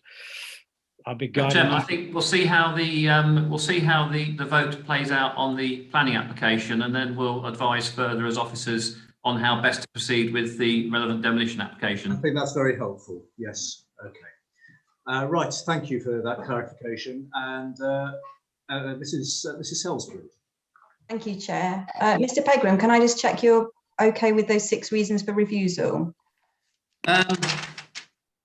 As Councillor Clark says, I would appreciate having, depending on which way the vote goes, I'd appreciate having sight of the script that he read from. I've jotted down some general notes. It generally relates to design, layout, over-dominant impacts, parking issues. So yeah, that's an incongruous impact. So impacts on the conservation area as well. So they're all, I think Councillor Clark gave 6. I think they could possibly be amalgamated, but we'll see how the vote goes. But generally, they all relate to material considerations as far as I can see. Thank you. And can I just check whether any members want to hear the reasons again before we vote on them? No. Okay. Thank you. Alphabetical as always then. Councillor Butler. Against. Councillor Clark. For. Councillor Gowland. For. Councillor Healy. Against. Councillor Major. Was that against? Your headset's not working. Okay, I've got that. Against. Thank you. Councillor Mason. You're on mute. Sorry. For. For. Councillor Murray. For. Councillor Purdew-Horan. Against. Councillor Stockwood. Against. Councillor Thomas. Against. And Councillor Birdie. Against. Thank you. Oh, Councillor Healy's indicated to speak. Chairman, yes, perhaps I misunderstood. When I said against, the proposal was to refuse. Refuse. Initially, the proposal was to agree the application. I think I just said refuse. So what I'm really saying is that I'm against the planning suggestion. Well, what we're voting for here, just to make it clear, is there was a recommendation moved and seconded to refuse planning permission. So we're either voting for that refusal or against the refusal. Right. Okay. So does that help you? That clarifies where I'm at. Yes. Yes. Are you happy with what you've said? Well, yes. I'm against the planning application as suggested by our officers, or am I misunderstanding this? So you You're for the refusal? Yes, I am. Yeah. Thank you, Mr. President. Thank you. Well, it's important. Thank you, Chair. It does get confusing when you've got different recommendations. I do understand that completely. So, So just to confirm, Councillor Healy is now for the recommendation. So that's 5 for and 6 against. So the motion falls. Right. So that motion falls. This means that we now then go back to the original recommendation as per the original report, I think. You do need, Chairman, a mover and a seconder. Oh, right. Yes, of course. So we need someone to Councillor Major. You're moving that? I am. Can you hear me now? Yes, we can. Yes, thank you. Do you have a seconder? Councillor Verdi. Okay. So this is we're now going to go to a vote on the original recommendation as per the report. And Councillor Thomas, you're waving. Yes, I'd like to add a condition about the construction traffic not going via Long Lane. I'm sure that can be managed. I'd be very surprised. Oh, Mr. Peggy. Chairman, just to check, obviously, whether the mover and seconder agree with that as a condition. I do. My understanding was that they had to close the access from Long Lane pretty swiftly anyway. So yeah, I think. Yes, yes, I do as well, Mr. Chairman. Okay, thank you. We just have to be clear on these things. And Mr. Sharman? Yes, thank you, Chair. I was just going to advise the condition for the construction management plan. Within the wording, it does include, hang on a minute, along with a construction access strategy. So a construction access strategy is already included within condition 4. Oh, yes. Yes, it does. We've got that, Councillor Thomas. But it doesn't actually say that there's no construction traffic via Long Lane, which I think it would be helpful to have explicitly in a condition. Perhaps, as you've suggested that, and the mover and seconder are happy with that, perhaps we could incorporate that into condition 4. I'm sure that could be arranged. The condition that you have before you at the moment requires the details to be submitted and agreed by officers. What Councillor Thomas is suggesting is a more restrictive condition, making it very clear that access shall not be from Long Lane. As you say, if the mover and the seconder are happy with that, I'm not going to quibble. And I think they are happy with that. So yes, we will incorporate that, Councillor Thomas. Okay. Right. Mrs. Sells, please. Thank you. So the motion is as per the report officer's recommendation and that extra condition. Does it include demolition? Sorry, Rebecca. Let's do this one first and then Yeah. deal with that one separately. Sorry, Councillor Butler. For. Councillor Clark. Against. Councillor Gowland. Against. Councillor Healy. Against. Councillor Major. For. Councillor Mason. Against. Councillor Murray. Against. Councillor Perdue-Horan. For. Councillor Stockwood. For. Councillor Thomas. For. And Councillor Verdi. For. Thank you all. So that's 6 for and 5 against, so the motion carries. Thank you. And now do we need to come on to the second part, the demolition side aspect? Yes, please. So we need a mover and a seconder for the relevant demolition application as well. Councillor Major, I think, is moving. Yep. And a seconder would be, who would like to second this? This is the demolition aspect of the application. Councillor Perdue-Horan waved. Oh, sorry, I didn't see. Yes, so Councillor Perdue-Horan. Thank you. So I'll go through again. Councillor Butler. For. Councillor Clark. Against. Councillor Gowland. Sorry. For. Councillor Healy. Against.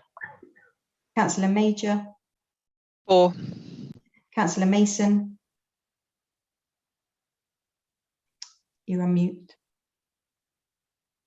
Against. Thank you. Councillor Murray. 4. Councillor Purdue-Horan. 4. Councillor Stockwood. 4. Councillor Thomas. 4. And Councillor Verdi. 4. Thank you.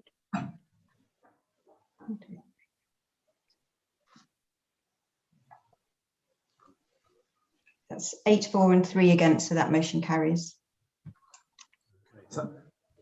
Right, thank you.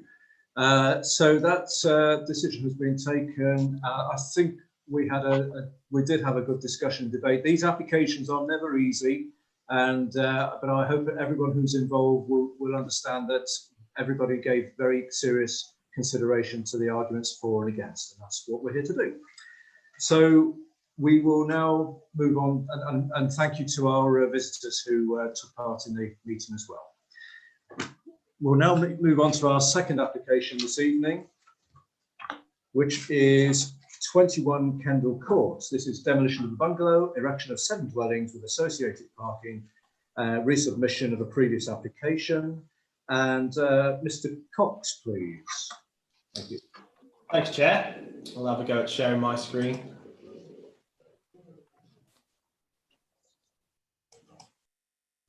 Members see that presentation? Not, it's about, yes, it's there, yeah. It's on.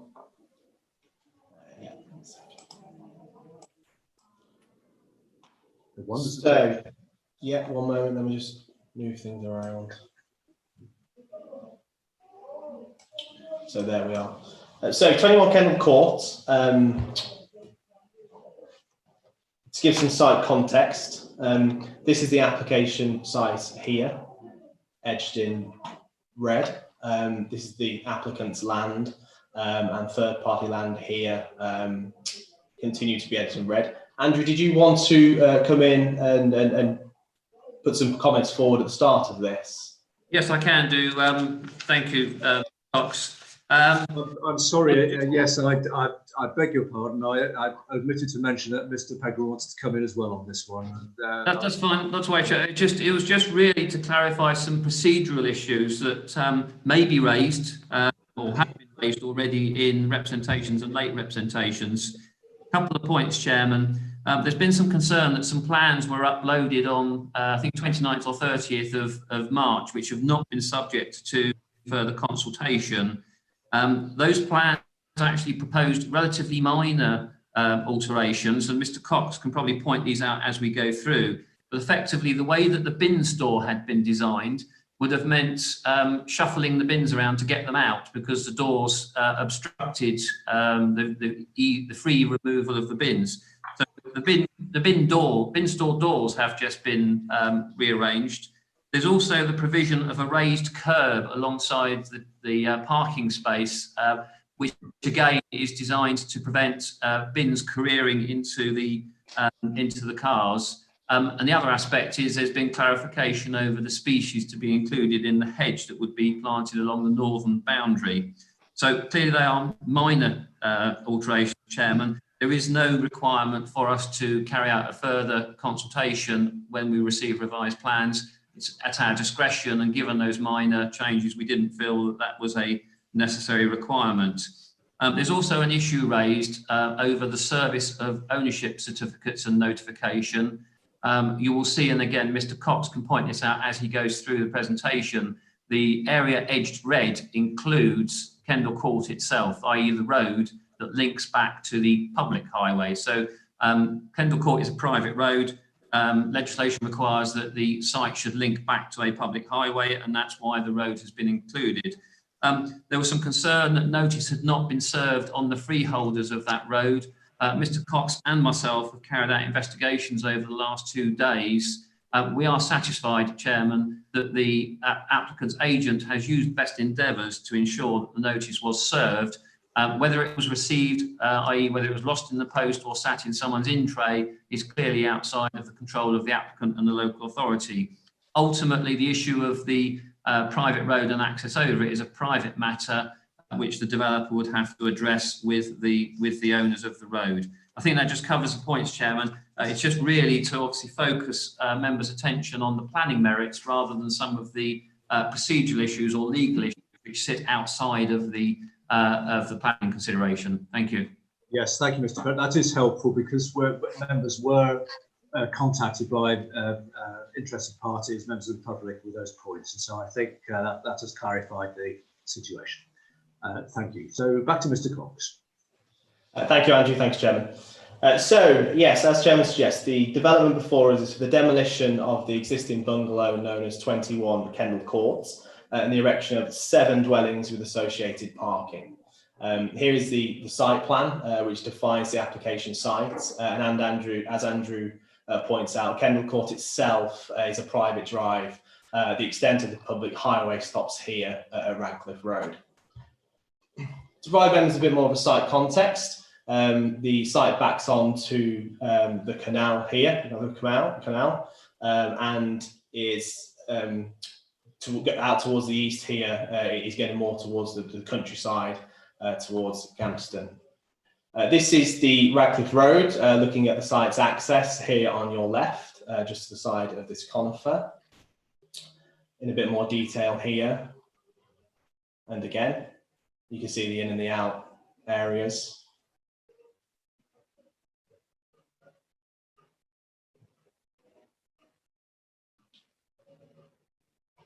These properties here at the back here are masonettes, and you'll see those in a bit more detail as we move through the site. Here you can see the visibility offered at the main access to the highway is relatively good in both directions. And also of note is the main yellow lines here, which prevent any parking in and around Radcliffe Road around this location. Moving into the site now, properties at the head of the access here. Looking right just towards a couple of the masonette blocks and the parking court. So moving round the corner now to the main access point. This is the application site here on the left. This is number 21 Kendall Court with its associated garage. Again, masonette blocks here and in the distance there. Each block contains 4 units, 2 on the ground floor, 2 on the upper floor. So these are the properties that are directly opposite the application site. The application site and the neighbouring land. So moving past the application site now to show you some more details of the properties opposite. So this is the site. Just before we do that, with the canal behind, you can see the towpath just there at slightly higher land. This is the application property. Here's the run of garages you'll see on the site plan in a moment, with parking area for parking of cars just in front of these garages here. This is the property from the side, as you see from the private drive of Kendall Court.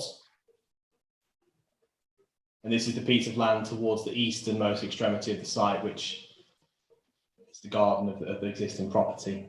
Again, garage block here at the side with the last masonette block here, and then the one just before in the foreground. Again, 4 properties in each block, garaging to service the existing residential properties. And note from my site visit were that cars were parking at the front of these garages. Again, in a bit more detail, the two blocks that you'll see on the site plan shortly. Again, the existing parking provision for residents.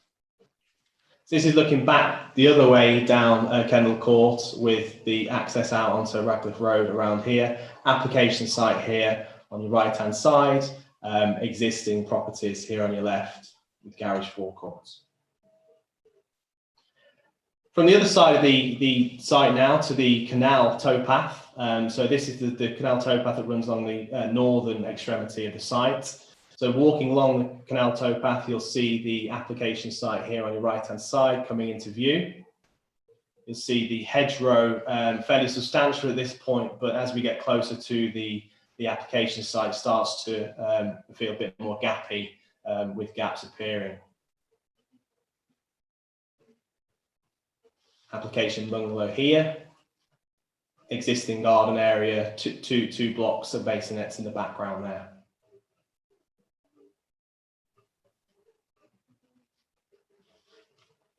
So this is the current view from the canal towpath into the private garden of this property.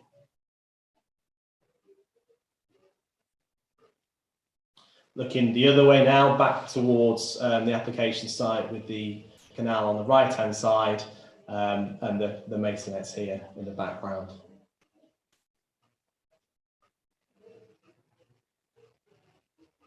You can see some small whips here that have been planted more recently to try and establish the hedgerow again since its removal. Further along the canal towpath, of note are these properties which front back onto the canal. I'll come on to their relevance shortly, but it's really to make the point that just not too far to the west along the canal towpath, there are examples of built form fairly close to the canal towpath here. And again, not too far along the western edge of the towpath there. Moving to the application proposals, 7 properties are proposed in a set 2 blocks, a block of 4 and a block of 3. Here is your block of 4 with 9 parking spaces to the front of the block and the block of 3 properties here. This property enjoys a private garden amenity here, whereas the other properties have a limited space at the rear of their properties but enjoy a very open view of the canal and the amenity area that's offered there. The unique feature about these properties is that the bedrooms are designed to be on the ground floor with the main living accommodation on the first floor here. That's true for both blocks, save for the end property, which is a more traditional style. The design of the properties is taken on more of a sort of wharf type canal side character with the sort of rhythmic pitch roofs here. I'll show you a CGI image that shows how this would look indicatively shortly. Of note is this green feature here. You'll remember from the side photographs that the hedgerow deteriorates as you start to get towards the sites. And a key design feature here that officers have been keen to secure is the re-establishment of that hedgerow in between the proposed properties and the canal towpath to really re-establish that character, but also to secure some biodiversity net gains.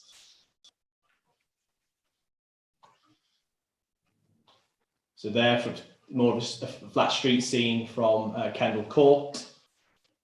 Here's the side elevation of the end property, and here's the rear elevation that will be seen from the canal towpath, with the land being slightly higher than as shown there. But you can, I don't know whether you'll barely see that, but you can see the establishment of the hedgerow coming into play here. There's the roof plan.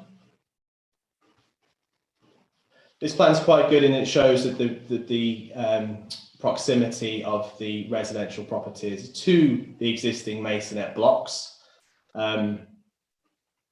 This block here is the closest block and that's around 16 meter separation distance here. This block here now has some open views through to the canal. This is single story in nature and the 2-story elements start from here and carry on along there. The elements that Andrew spoke about with the changes were to this area here for the bin stores and some curbing along one of the parking areas there, which, as we said, is very minor in nature compared to the whole scheme as a whole. This is private garden area for this plot here only. It is not communal to the other properties.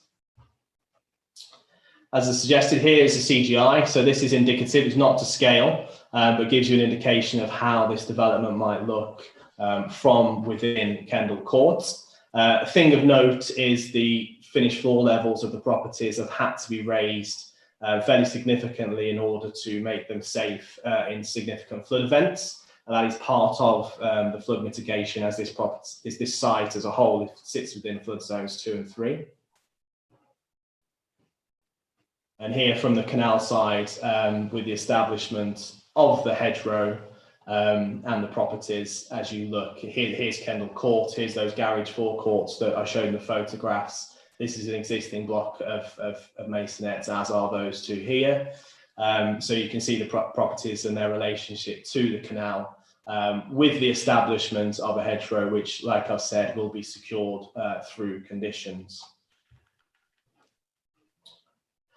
Members may recall that a scheme was before Planning Committee in 2018, which was refused by Planning Committee. That was subsequently appealed and dismissed at appeal.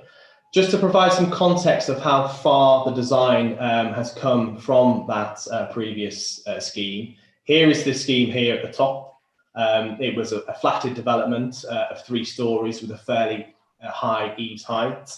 The eaves height of that development here was 8.5 meters with an overall ridge height of nearly 12 meters, 11.9 meters.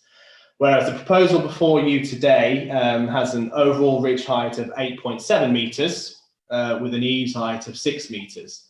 And fairly fortuitously, this dotted line here indicates the highest point of where this previous scheme was. So you can see the significant reduction in scale and massing from the original scheme here that was, like I say, refused by committee and dismissed at appeal. The relationship with the surrounding properties has carefully been considered, and officers feel that the reduction in height and the improvements in design, on balance, we wouldn't be able to justify a reason for refusal in terms of the outlook from these properties here. You'll note that the building mass is due north, so it won't be casting any shadows over these residential properties either. Here is a section drawing which shows the relationship between this block here, which is the existing masonette, and the end of the single-story projection there. And again, at the other end, this is the existing property, sorry, the proposed property there with parking in front, and then the existing block here. From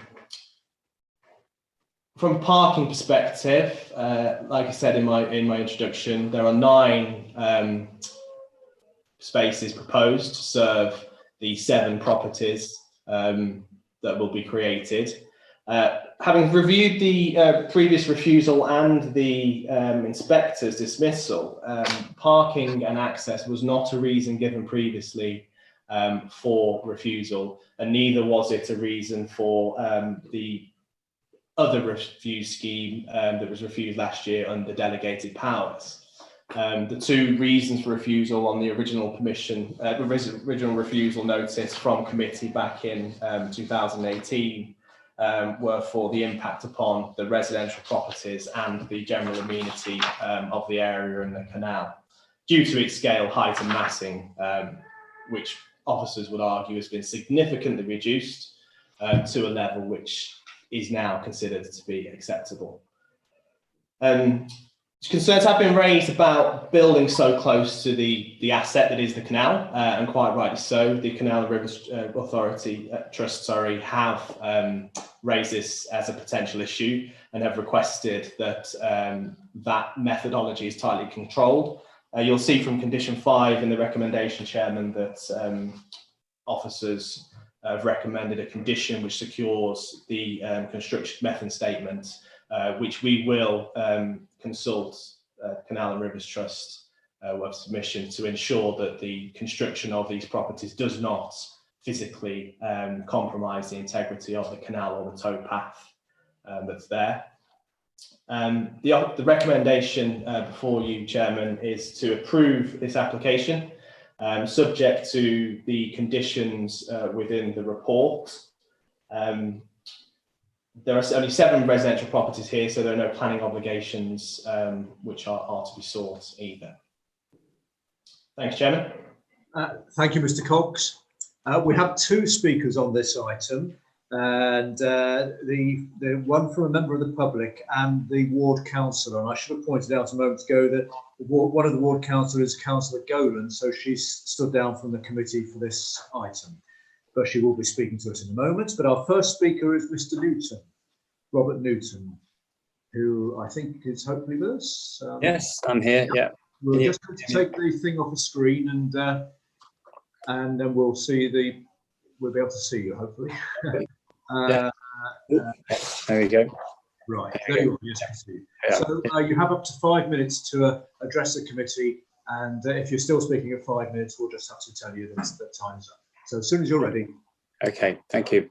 Thank you very much, Mr. Chair. Good evening, everybody.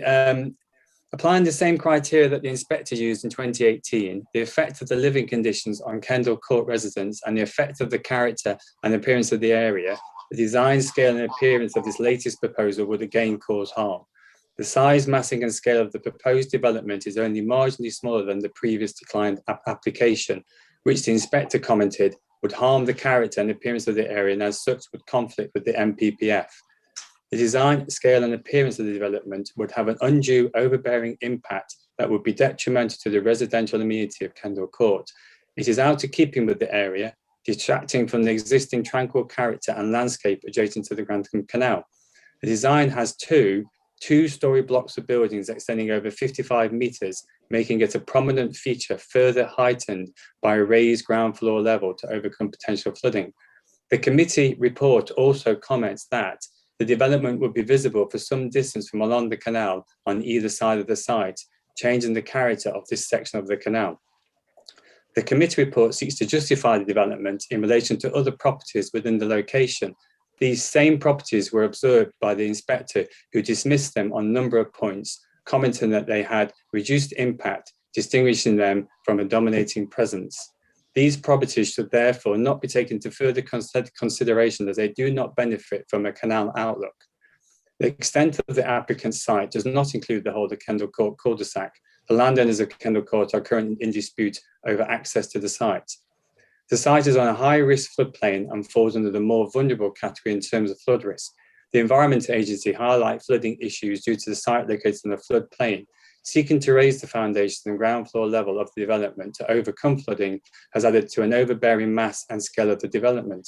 Water surface drainage would not be feasible, further adding to potential for flooding on the site and surrounding area. The orientation, scale and proximity of the proposed development is enough to shade properties 9 to 12 Kendall Court and continues to impact on the amenity and outlook of 13 to 16 Kendall Court. Overlooking living accommodation, large windows and balconies next to the canal footpath are detrimental to the visual amenity of the area, inviting visual intrusion and loss of privacy to the residents of Kendall Court and members of the public. The scale and design is over-intensive. There is not sufficient space within the site to accommodate the proposal, resulting in the building being too close to the towpath. There were no other properties next to the towpath benefiting from a canal outlook. The Canal and Rivers Trust raised concerns over the integrity of the canal bank. The structural integrity of this historic feature needs preserving and should not be compromised. Site history reveals that Rushcliffe Borough Council deemed the current bungalow dwelling to be the most appropriate design for this site, and it is still a worthy property. Access, parking and road safety will be compromised from increased traffic in Kendall Court, which is a narrow private cul-de-sac and has no pavements for the safety of pedestrians.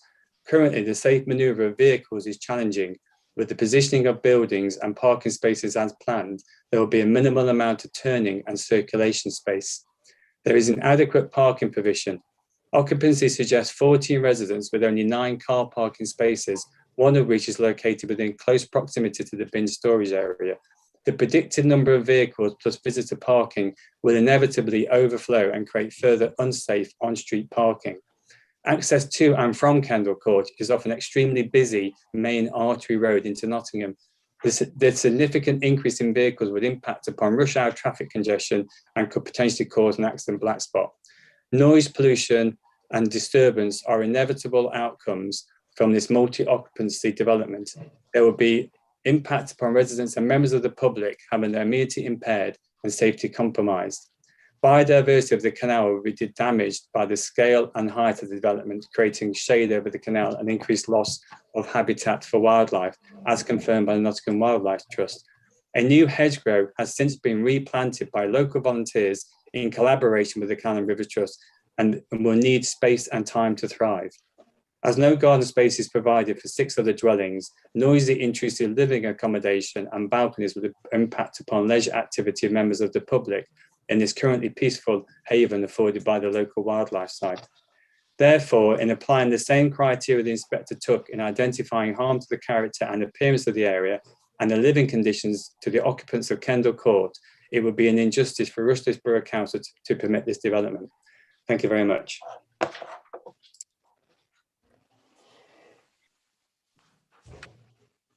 You're on mute, Chairman.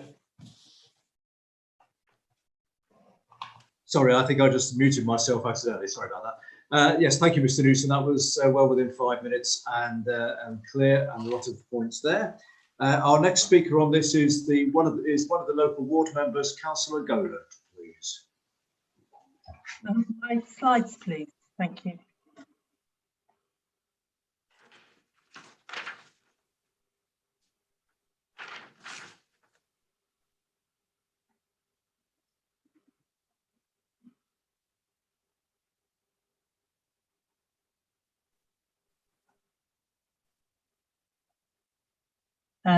That's one, thank you.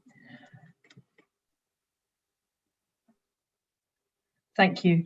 Kendall Court is a narrow private road opening onto a bend on a 40-mile-per-hour stretch of the Radcliffe Road in a residential area where a right turn is required to reach the city centre. I'm surprised that highways tell us that this development is not a problem for road safety. Next slide, please. The private road is included in the plans as being in the application site, and as we've heard, it's owned by the freeholder of Kendall Court, and the owners of the bungalow only have rights of access to their property via a covenant in their deeds with a limit of 1 dwelling on the site. As far as I can tell, the owners of Kendall Court are objecting to the application. This is not a material planning consideration, but it does highlight the problem with the area. 7 dwellings on this site will massively increase traffic in the general terms of the word, including pedestrians on this quiet cul-de-sac. Imagine the sights and sounds of everybody trying to negotiate out of here at 8:30 in the morning. As it is, the dustbin lorries have to reverse down this road. The pink line I've indicated there is not enough space for 2 normal size vehicles to pass, and is not much longer than the length of a car. This is where cars will have to reverse out of the parking spaces or come out forward. Local traffic and noise is a material planning consideration. The parking spaces shown are unlikely to be sufficient, given that one of them seems to be occluded by a telegraph pole, which I've indicated in blue in the picture below. And the 9 cars have to fit into the spaces there. The properties will presumably have no parking rights on the private road, but it's likely that visitors and residents will forget this, causing loss of parking space for the Kendall Court residents who currently tend to park down this side where in front of the proposed buildings. Parking is a material planning consideration. To avoid flooding the new homes, not the neighbours, the developers have lifted the ground floor 1.22 metres, 4 feet, the height of the yellow line I've marked here, above ground level. This means the properties will by definition be overlooking or even looking down on their neighbours. Such an elevation is completely inappropriate and out of keeping with the area. Furthermore, this will limit disabled access to properties, and this is a material planning consideration. The planning inspector considered the previous plan to be overbearing for the other properties of Kendall Court. They considered the separation between the new development and the maisonettes to be inadequate. But at that stage, they noted the windows closest to the maisonettes would be non-habitable rooms. This is no longer the case. People standing in their kitchens in the new homes will be looking straight into the maisonettes. And I'm particularly concerned for the residents at numbers 15 and 16 who will be looking onto a blank facing wall at the end of the new building. Next slide, please. Kendall Court maisonettes have gardens and even a drying area. The new development will be completely out of keeping with the area, with virtually no green space on overdeveloping the site. This was recognised as a material issue with the previous inspector's report, and not much has changed in terms of the ground footprint. From the canal side, users will be presented with a flat wall reaching to head height behind a tall hedge. There will be 1 to 2 metres of north-facing space between the hedge and the buildings, and this dead space is likely to become an area of litter and other debris to accumulate, rather than some kind of wildlife haven, and certainly not a garden. Next slide, please. Rushcliffe's report seems to discount the impact on the canal. As you use the canal, I can tell you that dark area next to those short space of houses further along is not a pleasant area to walk. The canal is used for fishing, walking and watching wildlife. The previous inspector's appeal pointed out that the glazing and balconies overlooking the canal would have a detrimental effect on canal users. The new plan will have 15 balconies and numerous windows overlooking the canal. Canal forms a wildlife corridor into the city, and policy 17 of local plan part 1 says that development affecting wildlife corridors must demonstrate overriding need. The Canal and Rivers Trust have made a number of material objections to the plans and, as has been said, are concerned about land instability. Next slide, please.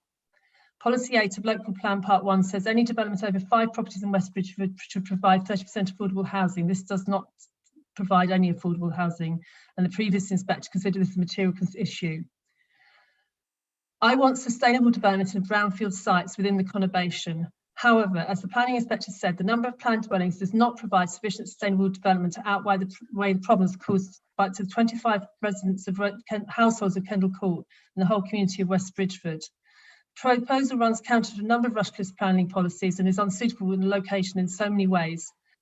I urge you to reject this on the basis of overdevelopment of the site, its overbearing nature and damage to the wildlife corridor. If passed, please can condition be included that building vehicles are not allowed to park in Kendall Court. The residents have been blighted by boomerang applications, and I request this comes back one more time with a sensible proposal for this site. Thank you. Thank you, Councillor Gowland. Yes, saw that and heard your comments clearly. Thank you. Right, so we heard from Mr. Newton, who is, well, both speakers who are against the application on the grounds of impact on Kendall Court residents and overbearing impact. It considers out of keeping with the area. It would become a very prominent feature and it would be visible from quite a distance away down on the canal, would change the character of the area. He did refer to the land access dispute, but that's, as we'll probably hear, that's something we can't really get into so much. Points out the floodplain and the raised height of the proposed buildings because of the floodplain will have impact on the neighbouring Kendall Court. And again, it's over intensive and worried about the integrity of the canal bank, and also referred to access and parking worries, as did Councillor Gowland, who also told us about access onto and from Ratcliffe Road. Traffic and noise issues will add to traffic and noise issues for Kendall Court residents. There'll be problems with parking for residents. Also mentioned the flooding, overbearing on the area and impact on the canal. Also referred to various policies, including affordable housing numbers, and she considers it not sustainable for this application, not sustainable for this site. I think that's covered the points. Do you want to come back on any of those, Mr. Cox, please? Yes, I will. I've made a number of notes, but I'll try and cover off what I managed to write down. Best if I share the screen again, just to as a talking point. So, bear with me, Chairman.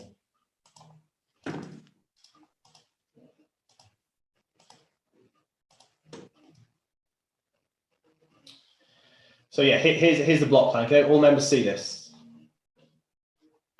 Can you see this, Chairman? Yes. Yeah. Okay. Yeah. That's fine. So one of the points raised by Mr. Newton before I get into the design and appearance was that the scheme's only marginally lower than the previously refused scheme. Its appeal, I think, I've shown that that's not the case. It is a good few metres lower than the appeal scheme, and I had that section drawn up that showed the comparison between the two.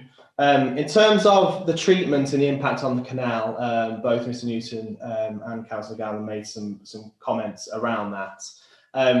Officers have considered this and one of the reasons for refusal for the previous scheme and delegated powers was because we were not convinced that the relationship between the proposal and the canal would be satisfactory, in that although some landscaping was proposed along this boundary, it wasn't given enough space to flourish as the applicant intended. This scheme, in our view, overcomes that issue. Properties have been moved back from the canal edge, and having assessed this in good detail from our tree officers and our ecologists of Rushcliffe Borough Council, we are satisfied that there is enough space for a substantial hedgerow to flourish in this location. And as I've said, this is considered to be a key design feature and serves two purposes really: to soften the impact of the development upon the canal towpath, and also partially screen some of the built form along as the members of the public walk along the towpath. So you'll have the big hedge on your left-hand side.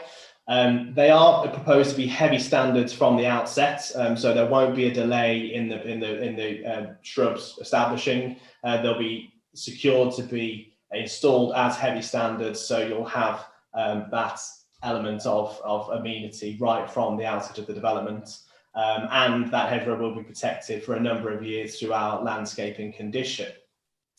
In terms of examples of existing properties, Mr. Newton suggested that the properties further along the canal, which I showed in my photograph, shouldn't be used as examples as they don't have windows overlooking the canal. I think I do recall a number of windows in those first floor elevations there. However, it was really to show that there are examples of built form in close proximity to the canal towpath along the canal, and that's not uncommon along, in my view, along canal towpaths. There's a lot of canal side developments, especially in inner cities, that works very successfully. And one of the benefits of that is that it offers natural surveillance over the area. As you're walking along in dusk and darker times, you have these properties that are overlooking this public space, and you'll find that in these such areas that have this natural overlooking, that residents will feel safer walking along that environment. In terms of flood risk and water drainage, we've had no objection from the Environment Agency, subject to the imposition of some conditions, namely around the finished floor levels of the property. And like I said, that's been a specific design constraint of this site, is that the finished floor levels have to be raised in order to achieve residential properties here. And that's a reaction to the site constraints that is accepted in West Bridgford, which most of the urban area falls within flood zones 2 or 3. In terms of water drainage, you'll notice a condition on the recommendation, Chairman, which seeks to secure a sustainable drainage scheme post decision, and officers will ensure that that is satisfactory in accordance with the sustainable drainage principles in the NPPF. In terms of outlook for 13 to 16, again, this has been sensitively considered, and this was one of the reasons for the recent application, which was refused under delegated powers. In our view, in the applicant moving the block of development further along, losing 3 units, and including this as a single story projection here, our view is the outlook from this block in particular has been very, very well safeguarded, and that we will not cause a significant harm to the residents of these properties. They'll still have sight, open sight to the canal, and arguably, if you run a straight line from here, it's unimpeded as the views out of these main windows here. In terms of the integrity of the canal, I think I covered that in my presentation. There is a condition which seeks to secure those details to ensure that the asset isn't damaged through construction works. Moving on to biodiversity credentials of this site. Now, I appreciate that building so close to the canal, members may have their reservations about that. However, our Rushwick Borough Council's Environmental Sustainability Officer is satisfied that this development will deliver a biodiversity net gain, and that's largely through the securing and the establishment of this significant hedgerow buffer between the canal and the properties. I suppose in light of, if you look at the existing context, the existing property offers very little biodiversity habitats. There is also a condition on the recommendation here that a scheme for bat and bird boxes is submitted to and approved by the council, and those will be incorporated into the fabric of the building. In terms of the access roads and parking, I won't go over Andrew's comments previously, that this essentially is a private drive, and it's not a material consideration as to whether this the applicant here has right to have access over it or not. It's for him to satisfy himself that that is the case. What I would say is this is a sustainable location. There's a bus stop not far outside of the road of Kendall Court, just to the southeast. 9 parking spaces for 7 small properties, 2-bed properties in this location is considered sufficient. And I think that's compounded by the Highways Authority not raising any concerns. In terms of parking provision in and around this area for overspill, you'll note from my original photographs at the beginning of the presentation that there's double yellow lines at the front of the access, and those go quite a way along Radcliffe Road there. So I suppose if people aren't able to park in and around Kendall Court, then any overspill parking won't be causing a harm to highway safety. And that's our test here for the planning application is, as a result of this development, will there be a severe harm to the highway safety? And our colleagues at Notts County Council don't believe there will be. I appreciate the comments about possible existing residents using this access road as a parking facility, but arguably, Chairman, I would suggest that that's probably inappropriate, in that the spaces in front of the garages are more logical parking spaces. Now, there are no parking spaces demarcated out here. When I conducted my site visit, I passed the car here quite comfortably as I came round to park up.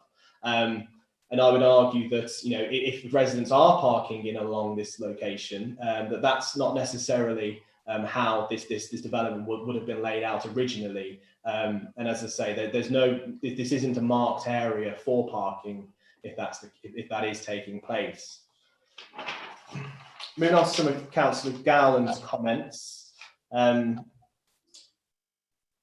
Issues around affordable housing. I note your comments that the threshold is 5. In fact, it's actually 10. The policy in Local Plan Part 1 has been superseded by the National Planning Policy Framework. So we now seek for affordable housing on 10 or more properties. In terms of the impacts of the properties on the existing biodiversity of the canal, as I say, the hedgerow in that location is particularly poor at the moment. Through this development, we can secure a substantial increase in that provision. And it's considered that whilst, yes, some of the properties may have bedrooms that are fairly close to that overall it will deliver a net gain in that capacity and not a reduction as was suggested. I think that's all of the points. I've jumped around a little bit, but please do come back to me if you need me to clarify anything further. Thank you. Yes, I think that did cover the points, but as we say, if anything is asked or raised, we'll come back to them. Right, so let's have a discussion, debate and decision. So does anyone wish to ask any questions or make any points, please?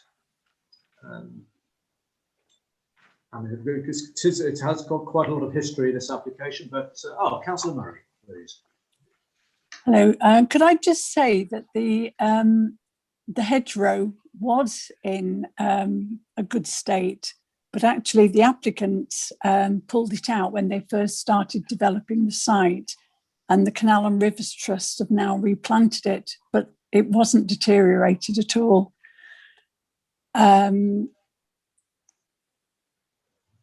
There will be, I'm very concerned that the development, the impact that will have on the neighbouring buildings at Kendall Court, because of the danger of flooding, and the houses are built 4 feet off the ground. So they're not overlooking Kendall Court, but are actually looking down on Kendall Court. So they've got lots of views. There'll be light pollution along the canal. I find that the development is overbearing and a case of overdevelopment. Too many houses for the site, not enough parking, inadequate parking, which will impact on Kendall Court. And if it does get through, will the residents of the buildings, the 7 new buildings, will they provide money for the upkeep of the road? Right, thank you. Upkeep of the road, I suspect that again is down to this, it's not really for us to get so involved with that side of things, because that's more of a matter between the owners of the road and the applicants. Unless I've got that wrong, I think I'm probably, yeah. Right, Chairman. Yeah, but we do hear what you're saying there.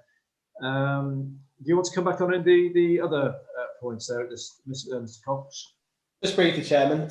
In terms of the removal of the hedgerow, the council or officers at least have no evidence to suggest who removed or whether it perished. All we know is that at the time of the site visit of this application, it is absent, and there are some whips planted.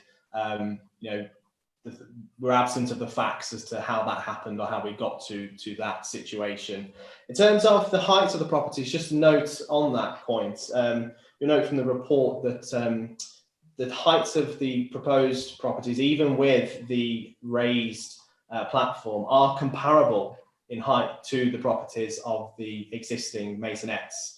It isn't the fact that they are a metre higher because of the raised platform. They are comparable in scale in terms of the overall heights there.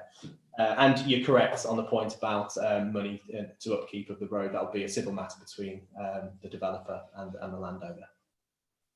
Thank you. Councillor Major, please, you're next on the list, and then Councillor Clark. Can you hear me all right this time? Oh yes, that's got them. I hope it will hold out long enough. So I'm not against the development of the site in principle, and I think we're probably all agreed on that something could be on this site. But for me, I'm very, very much struggling to see how this isn't an example of over-intensive development of this. What is a tiny sliver of land along the canal? It just seems to me that 7 dwellings is far in excess of what needs to go into this space to make it a viable option for everyone involved. I do feel like the amenity of the neighbouring properties would be impacted, and I still feel there is a detrimental effect on the character of the area. And I hear what you're saying about the hedgerow, and while that might increase biodiversity, it would still increase biodiversity if you built the hedgerow and only put 2 or 3 houses in the same space. So I don't think that one washes with me particularly. There's a couple of questions I wanted to clarify. I think there's been a bit of chat in the reports around these being eco-friendly buildings, but there doesn't seem to be any specific detail about what those credentials would be. And I think the other question I would value some input on would be around this parking issue. It feels to me like if the spaces aren't allocated, I mean, how do you divide 9 into 7? How does that work for a start? And then on that basis, how do you stop someone from parking in the Kendall Court area if their spaces aren't demarcated as you suggest? It feels to me that could have quite a significant impact on the existing residents, and equally on those people who are moving into this area. If it's a bun fight every time you move your car out and you can't get back into your space, it is quite a condensed area in that part of town. You would be parking quite a long way away if you aren't able to park near your house within that particular crescent, for instance. So yeah, how are the parking spaces allocated, and how do we prevent people just parking willy-nilly in Kendall Court and causing all sorts of chaos? And also, how eco-friendly are these houses when they proclaim to be? Thank you. Okay, thank you. Parking spaces and eco-friendly. Thank you, Chairman. I'm not aware that these properties are designed to be any sort of specific standard in terms of passive house or to that effect. They obviously look like they'll be a bit designed to modern standards, and they will be furnished as per the recommendation with electric charging points at the front of the properties.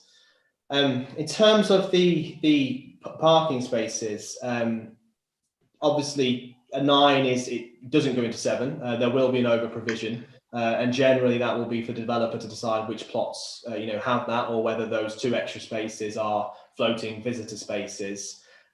We don't generally require a allocations plan with this type of development. It's generally left to the developer to decide sort of which plots have each parking space. But it's logical to presume that properties in this location, if there is a parking space available, that they will be divided about, and at least each property will be served by at least 1 space. And just back on the terms of density of the development, I think officers feel that this is a unique site. The Kendall Court existing format of 4 properties in 1 block is incredibly dense, probably arguably more dense than what this development is proposed before you here. And this, yes, in a normal, if this is a greenfield site, we'd be looking for more space, but we feel that in this context, this type of dense development actually wouldn't be out of keeping because of how dense the Masonette development is around Kendall Court. Like I say, it's a very unique environment, and that's the context that's being replicated on this site. Okay, thank you. Now, I got Councillor Clark next, but Councillor Murray, you've put is that your hand up again? Or yes, it is. I was just going to say that there are 16 garages for Kendall Court and 24 masonettes. There is already overdevelopment in this site. There isn't room, for the cars that are there now without extra cars and visitors. Okay, thank you. Councillor Clark. Thank you, Mr. Chairman. And I do well remember the previous discussions on this site when the previous refusals took place. And in fact, I've called up on my screen and I found the reasons for refusal of the previous one. Actually, I am amazed because I remember that parking provision was discussed a lot at that refusal, and yet it wasn't shown as a reason for refusal, which does astound me. Yes, this certainly is a unique site, and it's a very inappropriate one. I don't think we can just dismiss parking because we are talking about effect on other properties, and that's the same in any application. You have to assess whether it has a detrimental impact on other neighbouring properties. And to say that, Mr. Cox said, he referred to how this development would have been marked out originally. Well, cracky, you could say that on practically any site of any age, anywhere. We've got to deal with current standards and current situations, not with what was standard. I don't know when these were built, 1960, somewhere around there, can't remember. So we can't just say that parking isn't their problem, it's just somebody else's. I think that's absolutely quite wrong, because this development would actually restrict. It's not a case of saying it won't have any effect on the current site, because it actually takes away or prevents people parking along the edge of the current driveway by virtue of the accesses to this proposed development being put there. Therefore, the parking provision for the current site will be reduced as a result of this development. We do need to have some corporate memory, Mr. Chairman, and it does very much frustrate me when I hear comments like, well, nobody can remember who took the hedge away. I mean, we've heard evidence of who took the hedge away, and just to say, well, we don't know who took the hedge away, therefore everything's all right, we'll just put another one in. The fact is, it has to be taken into account, and it is a factor. The comments, I think it was Councillor Major, I can't remember now, talked about the height of the proposed buildings, and it might have been Councillor Gowland actually, because the actual height has got to be raised in order to have flood mitigation, but that flood mitigation, by raising those houses, creates additional potential flood risk for the current Kendall Court. So in fact, you're compounding the problems. I really do think this is completely inappropriate. And I think that most of the reasons for the previous refusal are still valid. The one that referred to affordable housing provision is not still valid because it's now only proposed as 7 and not 10.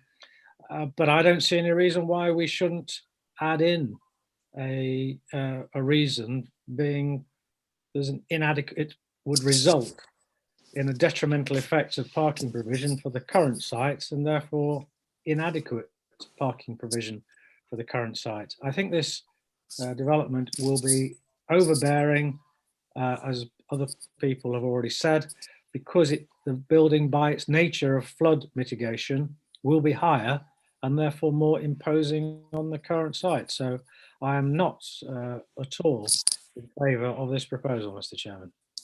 Thank you, Councillor Clark. Okay, now, Councillor Major, your hand is up again. Do you want to come back in on something? No, okay. Right, now, Councillor Healy, you got your hand up. So we might come back to Councillor Clark in a moment if you want to take that further. But Councillor Healy. Thank you, Chair. A lot of the points I was going to make have already been made, and quite rightly so. However, I'll just very briefly, if I could, flag up ones that concern me. The whole project concerns me, in fact. Parking, no doubt, is an issue, and I think as a result of the proposed development, Kendall Court have in fact lost parking spaces. They've gained nothing, they've lost. And the temptation probably would be that they, seeing as the private cul-de-sac is separate from the proposed development site, you know, they may well in fact park parallel to the parking spaces of the new property, which in itself could cause problems. Flooding, I mean, the site is on a high-risk floodplain, 2 or 3, but developer clearly is aware of this and sees fit to raise the ground floor level by 4 foot plus to mitigate any flooding that may happen, but little or no respect or thought for the current residents. I'm familiar with this area. I walk this towpath and do occasionally. And one thing that's quite noticeable is that, you know, both sides of the canal itself, we've got low-lying gardens which come right down to the canal edge. There's nothing, no height, there's certainly no buildings. And what we're talking about here is a, you know, a development that's going to impact the canal. It's going to be what, within a metre and a half, you can almost touch it as you walk the canal, which frankly is just totally unacceptable. And perhaps the point that I find most disturbing, you know, we all know the 12, 15, 18 months we've all lived through, and we all know how important it was to have a little bit of private space. We were working from home, we were in lockdown, and some of us, thankfully, had a bit of garden space that we could use and get some fresh air. And yet we have a developer here who seemed to be quite happy building 6, 7 residential properties with no garden space at all. I'm not quite sure who his proposed customer is, but I think if we're looking at families and children and so on, surely it's a criteria that should be part and parcel of, well, it is part and parcel of building regs as far as I know. So lots of issues that, you know, are frankly unacceptable. Thank you, Chair. Okay, thank you, Councillor Healy. I don't think there's any need to come back on that at this stage. Councillor Thomas, please. Yes, thank you, Chair. I would like to propose that we refuse the application, and in addition to the reasons for refusal that others have mentioned, which are the loss of amenity, particularly for numbers 10 and 12, it's not in keeping with the character. And the three reasons for refusal that were quoted at the appeal at the last time. I'd also like to add the parking as suggested by one of the councillors, and also there's two others. No outdoor space is contrary to various policies, I'm sure, and the other one that I feel particularly is the view along the towpath. There's the issue of the buildings right up to the towpath, which if they weren't so high would kind of be in keeping. I'm not so worried about those. But as you walk along the towpath, that end house with the glazing is a huge imposition, I think, on the aspect on the towpath. So I would include that as well. So if anybody will second, then I would. I'll second. Suddenly heard Councillor Murray then say yep. Right, okay. Right, we've got a proposal then for a recommendation for refusal for reasons that have just been explained and seconded. Mr. Cox or Mr. Pegram, have you got those? Do you want further clarification on or make any points? Mr. Cox first, Chairman. I've got.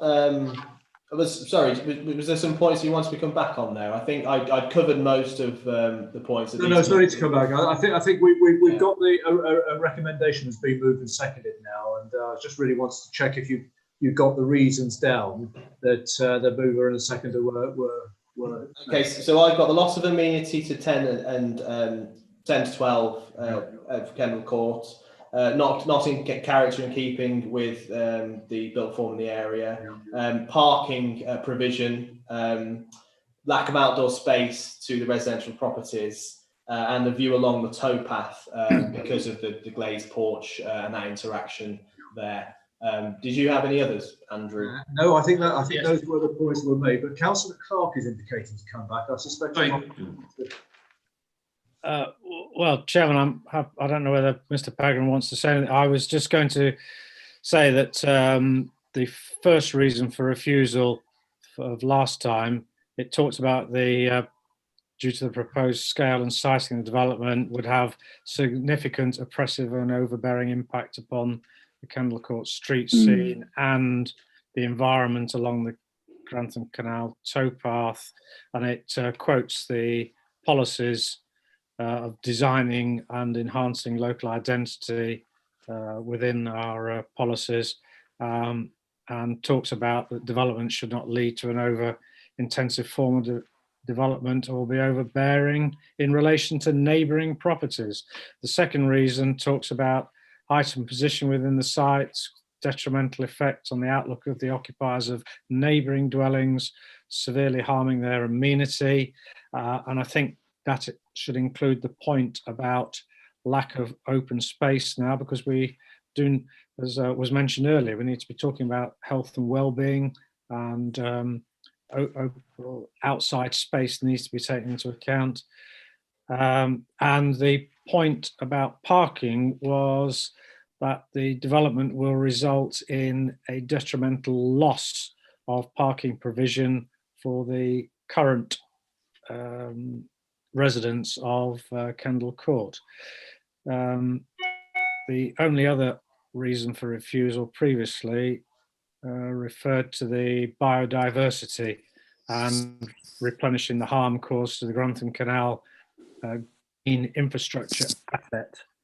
through the loss of the boundary hedge. All right, okay, well, that's been reinstated, we think, or we hope. But I think that was the sort of the gist of the previous reasons, Mr. Chairman. Thank you, that's very helpful. And I think Mr. Cox and Mr. Pegram have probably got those listed as well now. Did I just see another hand flash up, or was that Councillor Mason? Yes, thank you. I think Councillor Clark almost said it, and it was the effect on the canal.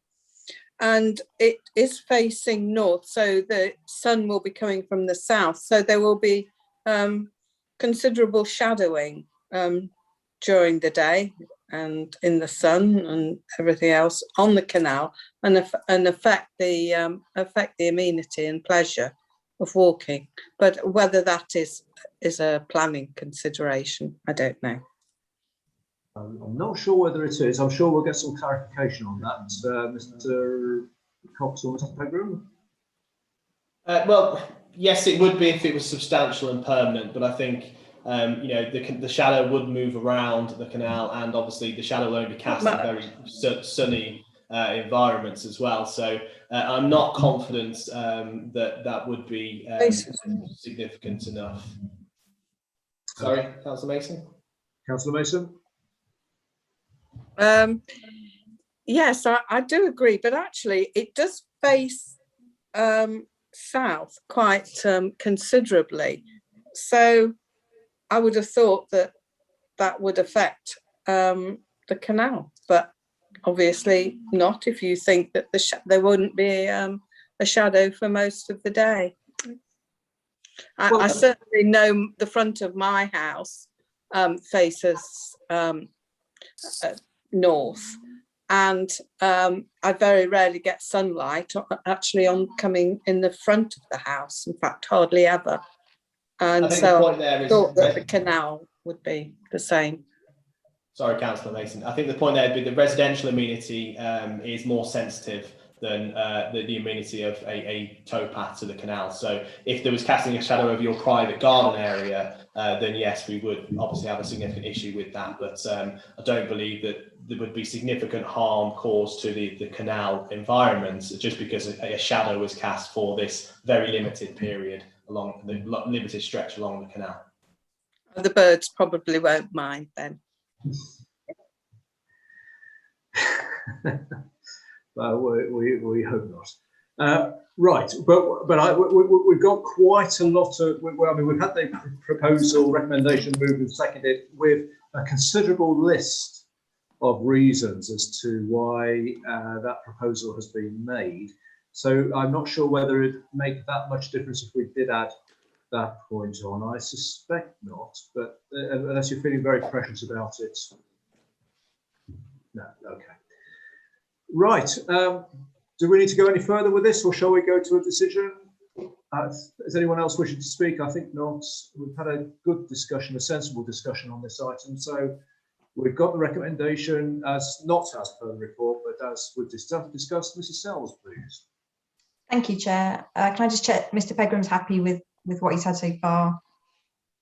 Chairman, I didn't really want to prolong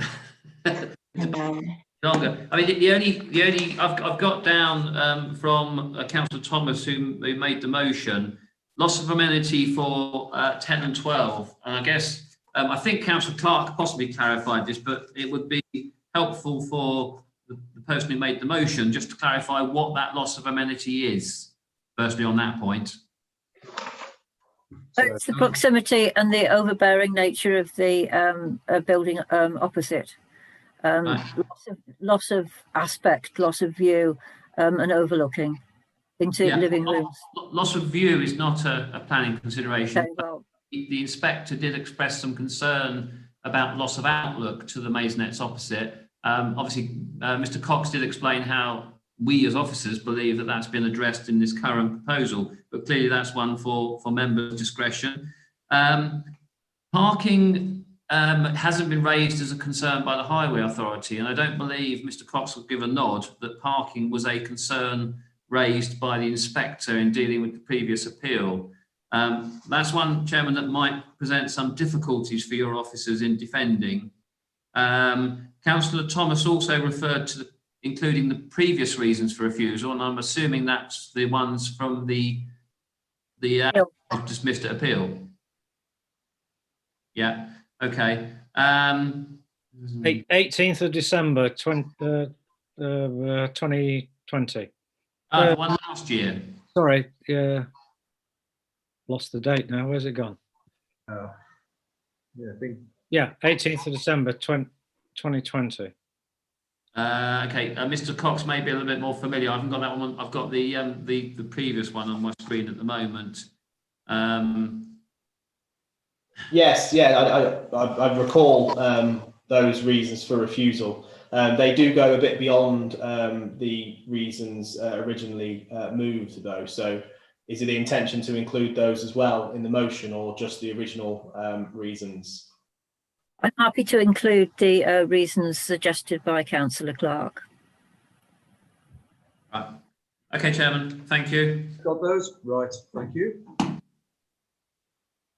So, Mrs. Sells. Yes, thank you, Chair. So, alphabetical as always, Councillor Butler. And this is for the revised recommendation 4. Councillor Clark. 4. Councillor Healy. 4. Councillor Major. 4. Councillor Mason. You're on mute.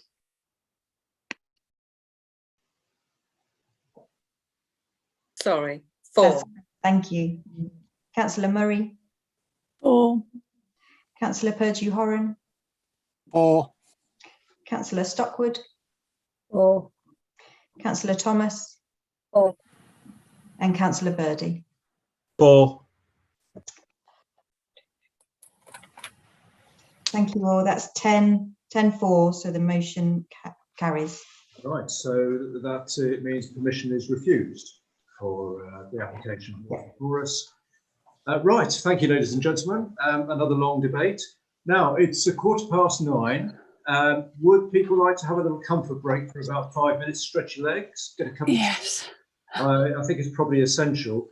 Let's try and make it 5 minutes because we've still got a lot to get through. And I'm conscious of the fact that we've got guests, speakers who are waiting for other applications. So, but I think in order to rest our eyes and everything and stretch our legs, it's just gone 9:15. Let's try and get back just before, well, yeah, in 5 minutes time, just 9:22-ish.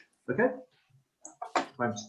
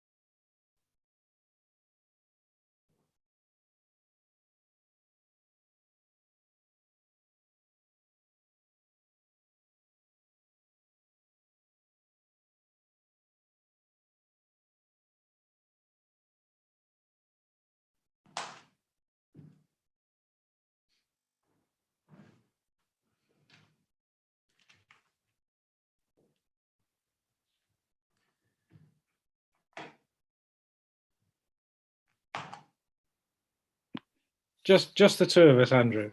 Oh, 3 now. Oh. We're growing in numbers.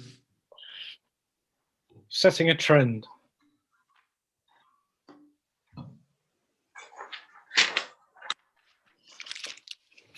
Where does the time go, hey?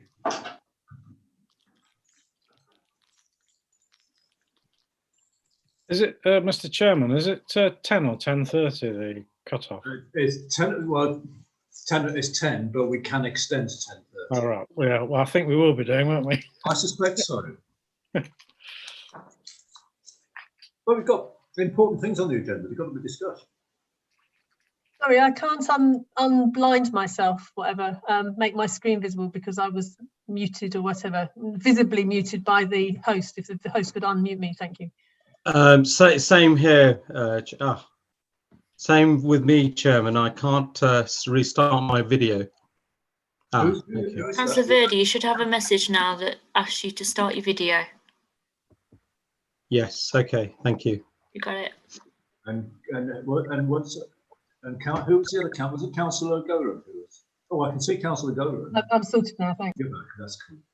So we're just waiting for Councillor Verdi to get the camera on. It's still not going on, Laura. Okay. Why is that happening? I'm not sure. You should have a pop-up message that says. You might need to leave the meeting and come back in again. Yeah. Yes, I think that is the answer. I think Councillor Major's right. I think so. If you quickly exit and then come back in. I will try that, Chair. We'll just have to wait a moment. Chair, while we're waiting, obviously we've got 4 more items on the agenda, and whilst we'll do our best, I think even with the best will in the world, we're only going to get through 2 more. Yes. So whether items 5 and 6, I'm conscious that we've got speakers waiting. Well, I was rather of the same mind, and I know we've got the next item was no speakers, so I was minded to go straight to 1, 2, 3, straight to item 4.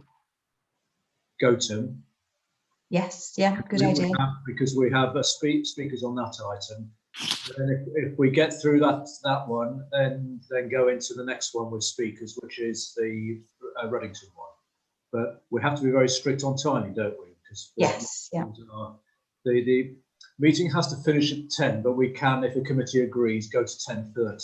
And I think in reality, that's probably what we will be doing. Can we agree that now, Chairman? Can we move that? Because it's going to happen, isn't it? So yes, yes, I have to move that, don't I? So I know we don't have Councillor Verdi with us at the moment. We've got the rest of the committee. So can we move that if we're still meeting at 10 o'clock, we do extend to 10:30? I'll move that. Agreed. Yeah. Okay. All in favour? Yeah. Thank you. I mean, it would be tempted to go on and on, but it's just not fair. You can't give it the concentration that the items need. Chairman, there is a request in the chat that you can't see, but I can, which is from the objector on Gladstone Avenue, asking if the item could be delayed. Right. For the reasons that you and I have discussed already, I'm okay. Suggest it's delayed. But if that is a request, I know we've got the ward councillor as well, but yeah, I'm happy to delay that to a next meeting. Well, Chairman, obviously, clearly, what we don't have is the benefit of the applicant in the room, so to speak. So, clearly, it's your discretion, but I just wanted to make you aware of that request. I think Mr. Hollier is in the photo at the moment. Oh, I can see. Yes, Mr. Hollier has just appeared on my screen. Yes, Mr. Hollier. Hi, can you hear me? Yeah. Hi. So I wanted to object to the Gladstone Avenue one, but I've just been waiting a few hours and I don't really have time. So if convenient, I'd just like to request it be delayed to the next meeting. Okay. Yeah, we can do that, but obviously we would have to make the applicant aware so they get an opportunity, should they so wish, to come to a future meeting. Yeah, that's fine. Yep. Okay. Mrs. Sells, have you got any view on this? Sells, is that procedurally okay? I think it's Chair's discretion whether that is one of the items that's chosen to be adjourned. Obviously, at least 2 items are going to be adjourned from today's meeting, so I leave that up to you, Chair, and the committee, which items those are. Okay. And you can use your discretion as to what reasons you give for those adjournments. Right. Well, bearing in mind that the next item, the Ruddington one, there were no speakers for that item.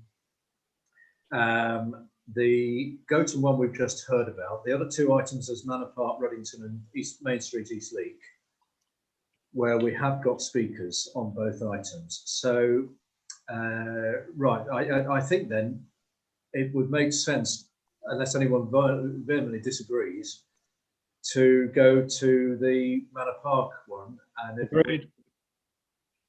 Agreed. Are we happy, members? Yeah. And I hope that members of the public and anyone tuned in watching will understand that we have to sometimes move things around. So let's do that now, because we're just eating into time, aren't we? So if I just get the papers. So right, so we'll go into our next application, and Mr. Chairman. Oh, so someone's speaking then. Yeah, you've got Councillor Walker waiting as well on the one that you've just said you're not having. Could we? I'm leaving. Don't worry, I'm going. Okay, yeah. Thank you. Thank you, Councillor Walker. We'll see you soon. Bye all. Bye. Right, let's go on to our next item then, which is Manor Park, Ruddington. This is the erection of 43 retirement apartments for older people, guest apartment, communal facilities, access car parking, landscaping is resubmission. This is, Mr. Pegram is going to, I think, talk through this one. Yes, is that right? Yes, Mr. Pegram. There's this background here, and he will explain that we're not deciding whether or not we're going to build the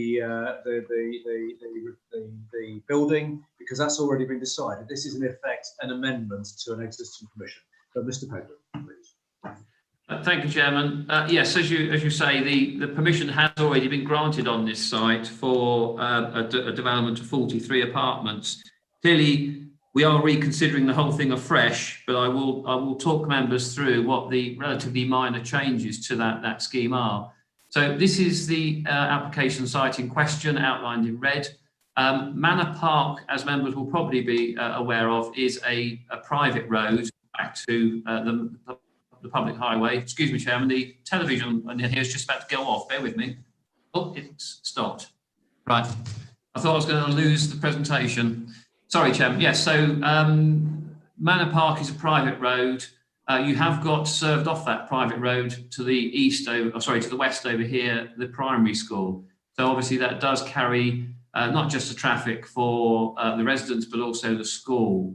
That's the aerial photograph. Some of the photographs that you will see are taken from the previous presentation. Some were taken as recently as today, because there are some preparatory work which started on site in connection with the previous permission. So that's looking from the road opposite at the application site.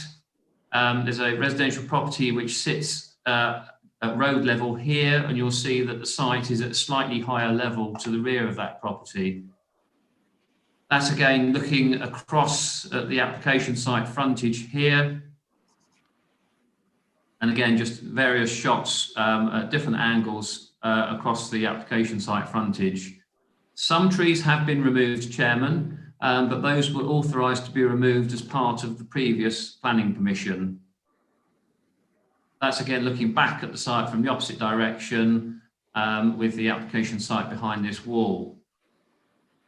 Now stood within the application site, and we're effectively going to do a tour around anti-clockwise. So that's looking out of the site onto the Manor Park. We turn slightly to the left, you now pick up that property which sits at road level. And just to give you an idea of the change level, you can see there's a couple of windows here which serve that property. Then moving around, picking up more substantial property to the west. And that's the property in question again at a different angle. And then looking across the site in a generally southwesterly direction with the treed area to the rear and the boundary of the site to the rear here. Now looking in a generally southerly direction, as I say, the site or the land drops away beyond this point and is treed. And then again, that's towards the sort of southeastern corner. And as we move around, you can see in the background, Chairman, the church, which is referred to, as previously been referred to and is referred to in the report. And then looking in an easterly direction, you just start to see through the trees the neighbouring property in the background there. That's now looking towards the front boundary of the site and across the site, picking up the properties on the opposite side of Manor Park. And again, you can see the properties in some of these photographs, Chairman, these are some of the photographs which were taken previously. Some of this natural growth has now been removed. And back to that point where we were to start with, looking out onto the access. So that's the application site in question, Chairman, stated in the report as 0.32 of a hectare. And this is the proposal which is before you this evening. So it is a development of 43 retirement apartments, guest apartment, communal facilities, access car parking and landscaping. So the footprint of the building, Chairman, and the position of the building The height of the building, the design is all as per the original approval. The only minor change is that a door that was positioned in this front elevation has been moved round to the side. I'll pick up some of the other changes in a minute where I've got a comparison plan. That's the approved or the proposed and approved elevations of the building. So that's the one facing north onto Manor Park. That's the east elevation. That's the west elevation, and then the rear elevation, which faces that treed area. These are just internal facades in that courtyard area at the front. So that's the front of the building, and then those are the returns either side. Proposal provides a mix of 2 and 3 bedroom flats. So the, start again, 1 and 2 bedroom flats, I should say, Chairman.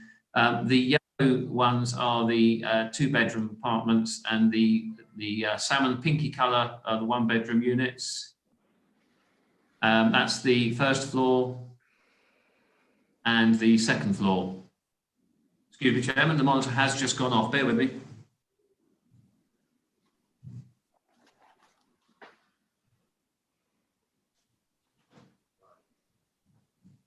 I think the monitor's had enough. Right, that's the roof plan. So, Chairman, this just to pick up the changes in this scheme.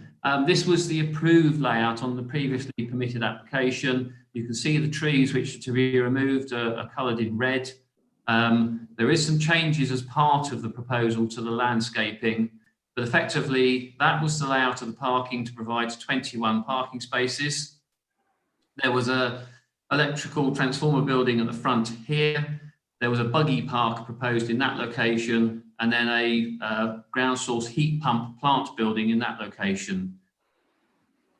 This is the proposal before you this evening. So as I say, the footprint and the position of the building remains unchanged. Slight change to the layout of parking, still providing 21 parking spaces.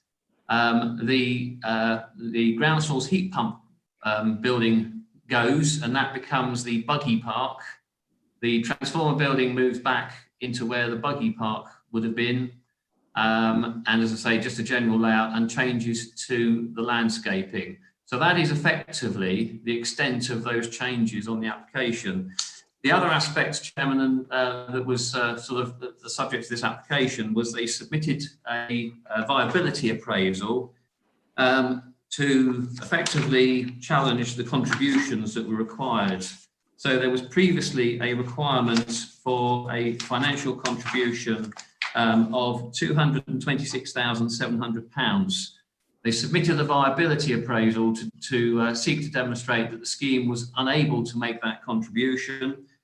We've had that looked at by an independent assessor, and whilst the assessor agreed that the scheme could not bear quite that level of contribution, there is still a contribution to be sought from this development of £117,531, and that would be £87,000 or thereabouts for affordable housing off-site, and a £30,000 contribution for healthcare in the village. Chairman, as I say, we haven't taken the suggestion that the scheme's not viable lightly. We've had that looked at by a viability assessor. Scheme viability is a material planning consideration, and we have to have regard for those issues. Chairman, given that this scheme has been approved fundamentally in the form you see it, with some changes to the car parking and these ancillary structures that I referred to, your officers consider this remains an acceptable proposal, and the application is before you with a recommendation to grant planning permission. Thank you, Chairman. Thank you, Mr. Pegram. And we have 2 speakers on this item. First of all, we have Mr. Matthew Shellham, who is the agent for the applicant. So if Mr. Shellham is with us. Yes, you are. Yes. And you have up to 5 minutes to address the committee. As soon as you're ready, you can start addressing us. Thank you. Thank you very much. Good evening, ladies and gentlemen, members. Thank you for the opportunity to speak this evening. The applicant has engaged the officers throughout this application and we are pleased that it's before you today with a recommendation for approval. As you are aware and has been set out, a similar application was before you in December 2019, which the committee approved. The application today has no external changes in terms of the building itself and its footprint, and the only material changes to the car park layout and the external amenity space. There's no reduction in the number of parking spaces proposed. It is simply a layout alteration. The delivery of older persons accommodation continues to be identified as critical by national government, and the proposed scheme provides the opportunity to provide a high quality scheme for older residents of the borough on a sustainable and available previously developed site. The site is highly sustainable, and the proposed scheme has been designed with energy efficiency in mind through its construction and with the inclusion of solar panels. Unfortunately, the retirement housing sector has been disproportionately impacted by the COVID-19 pandemic than other mainstream housing providers, as many of its intended target buyers have been advised to stay home. The slowdown in retirement home sales due to the pandemic and the government's removal of ground rent income from flatted developments has reduced the total Section 106 contribution the scheme can viably provide. However, the applicant will continue to make provision towards affordable housing, and a circa 30,000 will be made towards healthcare provision, which is over double healthcare contribution from the previous application. Concerns of residents in terms of construction traffic are acknowledged, and as with the previous application, a construction management plan is in place, which not only controls the provision of a construction management plan, but restricts hours of deliveries and vehicle movements to outside of school pickup and drop-off times. As stated within your officer's report at paragraph 87, the proposal, being virtually identical to the previous consented scheme, is sympathetic to the character and appearance of the neighbouring properties, adjacent listed building and surrounding conservation area by virtue of its scale, density, height, massing, layout and materials. It would not lead to an over-intensive form of development, be overbearing in relation to neighbouring properties, nor lead to an undue overshadowing or loss of privacy. The scheme would provide public benefits by bringing back into use this unsightly vacant site, while contributing to the provision of homes for the elderly, a sector where there is an identified need within the borough. Recent reports published by the Homes for Later Living Group identified that retirement properties create more local economic value and more local jobs than any other type of residential development. People living in each retirement development generate 550,000 of spending per year, 347,000 of which is spent on the local high street. Each person living in a home for later living enjoys a reduced risk of health challenges, contributing fiscal savings to the NHS and social care services of approximately £3,500 per year. To conclude, the proposal is for the redevelopment of a sustainable brownfield site. The proposed scheme follows the footprint, height, scale and design of the previous consented granted by this committee in February last year, with only the layout of the car park and amenity space being proposed to be altered. The development continues to provide a building that is sympathetic to the character and appearance of neighbouring buildings and the Ruddington Conservation Area, which is supported by your officers and Conservation Officer. It will provide financial contributions towards affordable housing, local healthcare and economic and social benefits to the local centre through the residents themselves. Thank you very much for the opportunity to speak this evening. Thank you, Mr. Shellam. That was clear and within time. And our other speaker on this is one of the ward members, Councillor Gaunt, please. Hello. Yeah. So you have up to 5 minutes as soon as you're ready. Okay, thank you. The same issues still stand from the previous application, and whilst some of the changes that have been mentioned are welcome and are not really a problem, the attempt to avoid Section 106 contributions is certainly not welcome. 14 written representations from residents have been summarised in the agenda pack as a bullet point list. I was going to talk through a few of those because none of them have been addressed really. There's insufficient parking, only 21 car parking spaces for 43 residences, which will be more than 60 people living in, doesn't really seem to be adequate. B in the list was the building's still too high, it's still too large. I understand that we can't really object to that now because we have planning permission granted already, but is still an issue. It will be the highest building in the village, except for the spire of the church.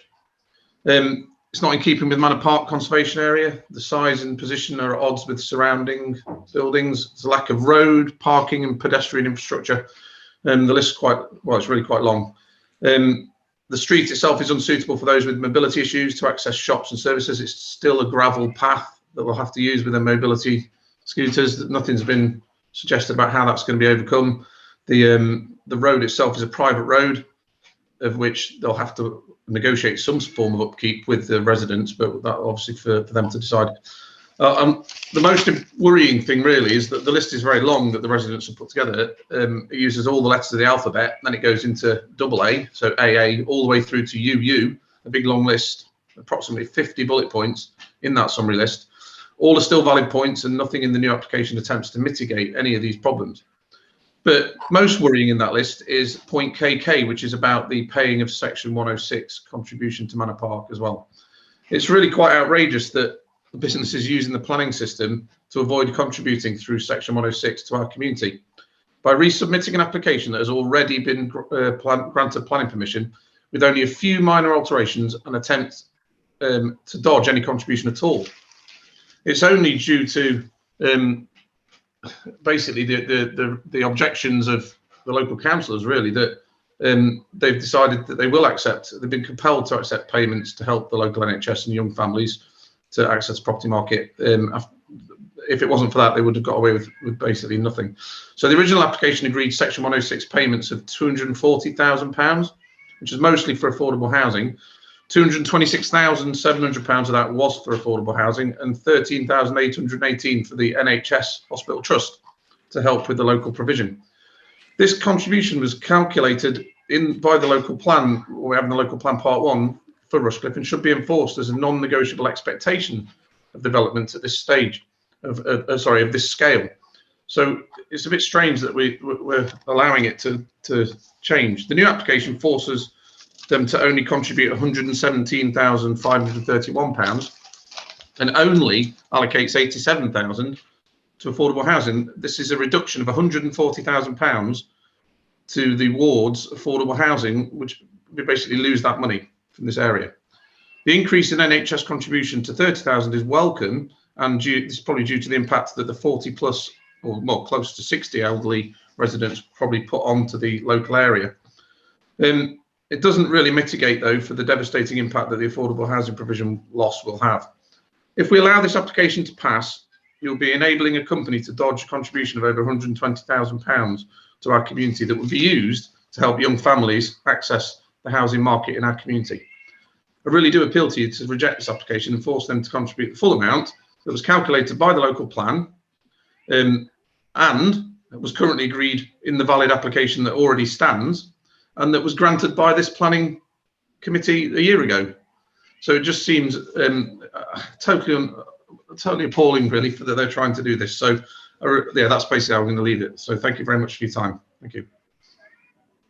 Thank you, Councillor Gaunt. Yes, very clear, well within time. So we've heard our speakers on this one. Mr. Shellam, who's speaking on behalf of the applicant, just pointing out what changes to the application is. It's not major changes to the current permission, but it's changes to the car parking arrangements and the moving of the buggy store, and also the reference to the 106 payments. And Councillor Gaunt confirmed the objections that have been raised in the report by residents and others, a considerable list, and raised the issues of the parking concerns. It still thinks the building is too high, but accepts the fact that the permission is there for the building as is in the main building.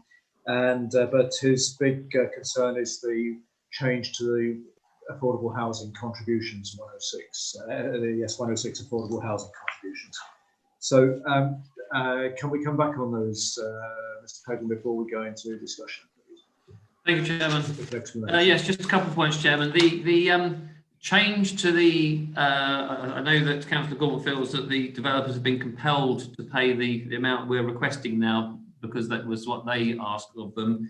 Just to clarify, Chairman, we go through a very rigorous process with these appraisals, and we put the appraisal out to an independent assessor So clearly the result of the assessment was that the scheme could stomach a contribution of £117,000. So it was as a result of the assessment by an independent assessor that figure was actually arrived at. Councillor Gorm very kindly reminded me that we are in the conservation area, and I need to remind members as the decision makers that you have a statutory duty under section 72 of the Listed Building and Conservation Areas Act to give special regard to the desirability of preserving or enhancing the character and appearance of the conservation area. Chairman, you will see the comments from the Conservation Officer in paragraph 21 on page 136. I have described to you the relatively minor changes to this scheme. The building is already approved. There's a fallback position that building can be constructed under the old permission if needs be. And the view of your officers and the Conservation Officer is that this proposal does not change the assessment in terms of the harm on the conservation area that was looked at previously. In terms of suggestion of the scheme should make contributions to Manor Park, Chairman, I believe that's possibly in reference to the fact that the Manor Park is a private road. Clearly, as was discussed on another item earlier this evening, if there is a requirement for this developer or the operator of the building to contribute to the upkeep of the road, that will be a separate private matter between the developer and the owners of the road or the association which manages the road. Thank you, Chairman. Okay, thank you, Mr. Pegram. Right, let's get some questions and discussion going, please. I've got Councillor Murray and then Councillor Thomas. Councillor Murray, please. Thank you. I'm not really clear as to why the 106 money has gone down from what it was. A matter of viability. Clearly, I know we hear talk of greedy developers, but clearly they are operating a business. They have to make a profit. They have to borrow money to build developments. Banks expect a certain level of profit. Therefore, the scheme has to return level of profit. As I said at the start, the NPPF does advise that scheme viability is a material planning consideration. It is regrettable that the contributions have shrunk, but as I say, that's not taken lightly. That has been looked at very carefully, and we employ independent assessors to advise on those issues. Right. Okay. Thank you. Okay. Thank you, Councillor Murray. Councillor Thomas, please. Yes. Thank you. I've got several questions really. On the subject of there's been some talk about contact with the Residents Association and the access, and as I recall from the previous application, I have a memory, a vague memory perhaps, that in order to make the access acceptable for the people on mobility scooters and so on, the pavements needed to be improved, and that was there was supposed to be some contact with the Residents Association to make that happen. So it wasn't a sort of voluntary thing. It was in order to make the access acceptable for the residents. Also on the contribution side, the original proposal had a sum of money for the NHS hospitals contribution, and that seems to have been lost. Is that no longer required? Has it been subsumed into the health centre, which is a different it's a different contribution really. It's the hospitals rather than the health centre. I had questions about the tree changes. There've been talk about the changes to the trees, and I'm not quite sure what they are, both in terms of the trees that were being taken down and in terms of the trees that were being planted. And I couldn't see a comment from the landscape officer on the subject of the trees and whether or not he was content with that change. And the other thing I'm not quite sure about is the swapping round of the buggy store and the plant room and the substation, which has now been referred to as a ground source heat pump building, and that seems to have disappeared altogether. So I'm wondering what the reason is for that being removed and where it's gone, basically. Thank you. Yes, thank you. So the question, I do remember a discussion about the footpath on Manor Park being of a sort of gravel type, loose type surface, and so some clarification on that would be helpful, and also a bit more explanation about what the change to the health contributions and where are we with the trees. Thank you, Chairman. Chairman, we have, in terms of the health contribution, we have reviewed with the NHS National Hospital Trust. They haven't requested a contribution on this particular application, but the CCG have requested a contribution to improve facilities within the village, i.e. the medical centre. So that's where the change comes about there. In terms of the pavements and the footpaths, Chairman, I remember vividly that there was a very detailed discussion about the surface of the footpaths and the suitability of those footpaths to serve the development. I don't recall, Chairman, whether there was any requirement for the developer to improve those footpaths. Clearly, they are already used by, presumably used by parents pushing pushchairs and buggies. So, it wasn't necessarily felt that those footpaths were not suitable for mobility scooters or alike. Clearly, again, that's a matter between the developer and the owners of Manor Park. In terms of the landscape comments, Chairman, paragraph 20 on page 136 does include the comments from our tree and landscape officer. He has reviewed the scheme and he is happy with the changes. Thank you, Chairman. Thank you. I also think that there was not a suggestion that they could, back to the footpath, that they could act as just have a good neighbourly sort of relationship. So I've got that going through the back of my mind, but it is quite a long time ago. But that may well be the case, Chairman, but it is a private matter between it's down to this private matter. The developers. Councillor Goland.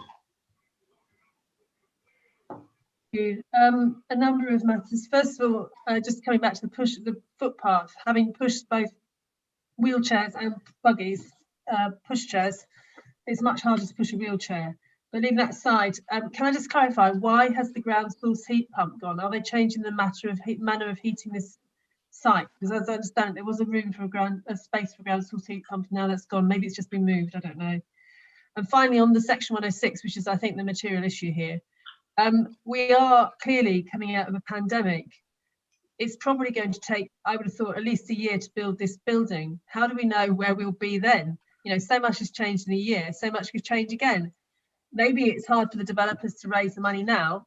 You know, can I suggest if they waited 3 months, perhaps the financial situation would be different. People are now of the age likely to move into these properties have now been vaccinated, getting their second vaccines. They can now go and look. So how do we know that we're not going to improve this loss of income? And then things will change and the developers will frankly be quids in. Thank you. Yes, it's known unknowns, isn't it? But Mr. Pegram. Thank you, Chairman. I can't give you the reason why the ground source heat pump has been removed.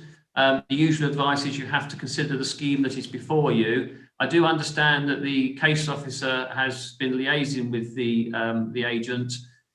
We understand they will be looking at the possibility of other potential sources of renewable energy, possibly even photovoltaics, although that may need to be the subject of a separate application. In terms of the contributions, Chairman, clearly a developer has, well, this is my understanding of the situation, but the developer has to make a commitment to a site at a given time in the circumstances that prevail at the time they make that commitment, i.e. they've got to borrow the money to build the building, and that will have to be reflective of the the economic pressures that prevail at the time that those decisions are made. It is very much a risk issue, Chairman. Clearly, when we do these viability assessments, both the developers and ourselves stand to gain or lose.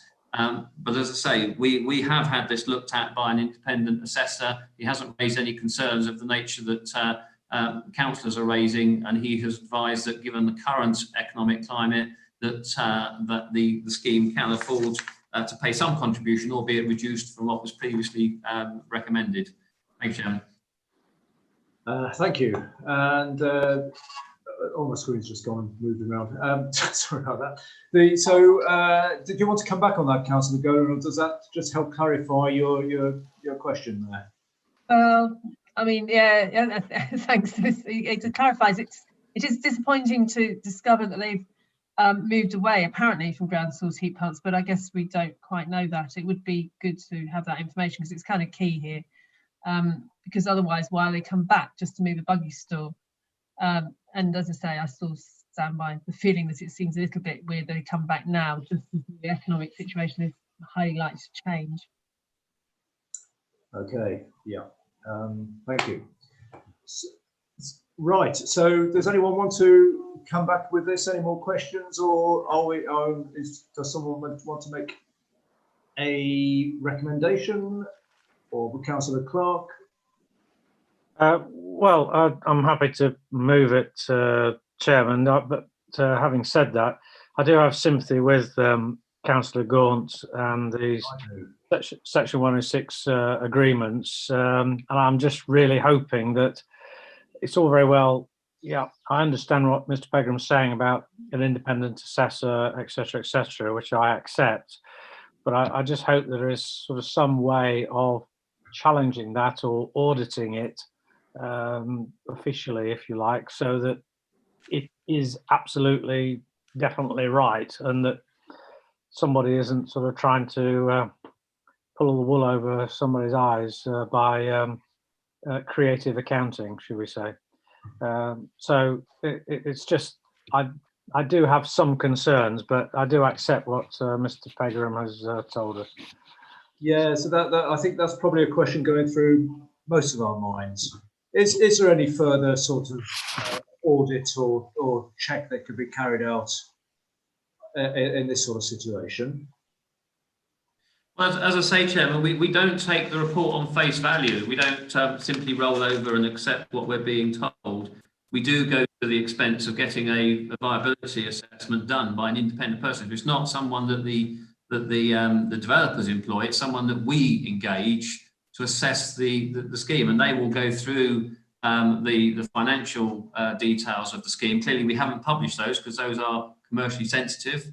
But they are looked at in detail by someone, and effectively they're doing an audit of the report that someone has submitted to us. Right, thank you. Oh no, Councillor Mason, please, and then Councillor Thomas. Yes, thank you. I just want to second the recommendation. I can't really see anything in that recommendation that I particularly would vote against, except for, and I do agree that the 106 agreement and the conditions and things might be different in a year's time, but I don't think it is right to halt everything now when people actually need the jobs and need everything that's going to happen in the future. If there was some way of reassessing it this time next year, yes, I would go for that, but I doubt whether there will be. So I'm happy to second the recommendation. Thank you. Okay, thank you. And points are noted about the general concern, I think, is and wonder about this whole 106 situation. I think it's something that is of concern to the committee. But Councillor Thomas, your hand's up. Yes, thank you, Chair. I mean, we've been talking about the affordable contribution. I was wondering if it was considered, or why it wasn't considered, that the affordable contribution could be on site in terms of apartments for rent rather than purchase, or some other affordable route for older people to enjoy this facility. Thank you. Okay. Yeah, could you help with that, please? Certainly, Chairman, yes. My understanding of the situation from our discussions with the registered providers is that it's very difficult to provide a proportion of affordable housing in a building such as this.